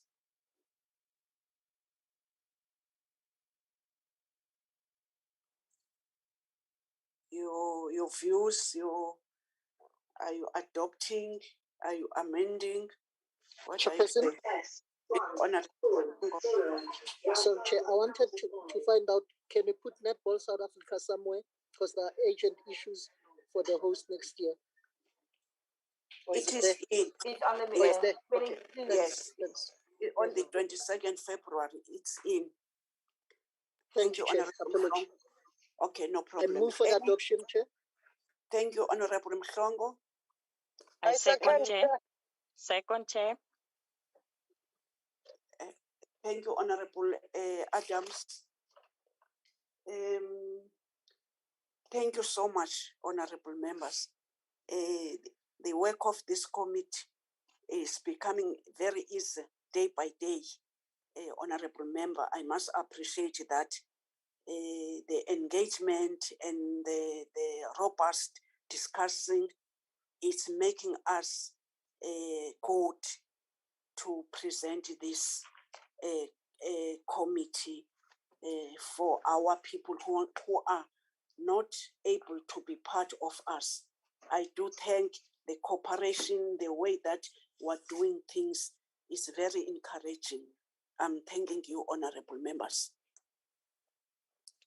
Our staff also always with us, hands-on. Thank you so much. The meeting is adjourned. Thank you, Chairperson. Thank you, everybody. Thank you, sir. Thank you. Thank you. Mhlongo. Hi, everybody. Mthethwa. Hi, Comrade Dennis. Comrade Dennis. Hi, Comrade Dennis.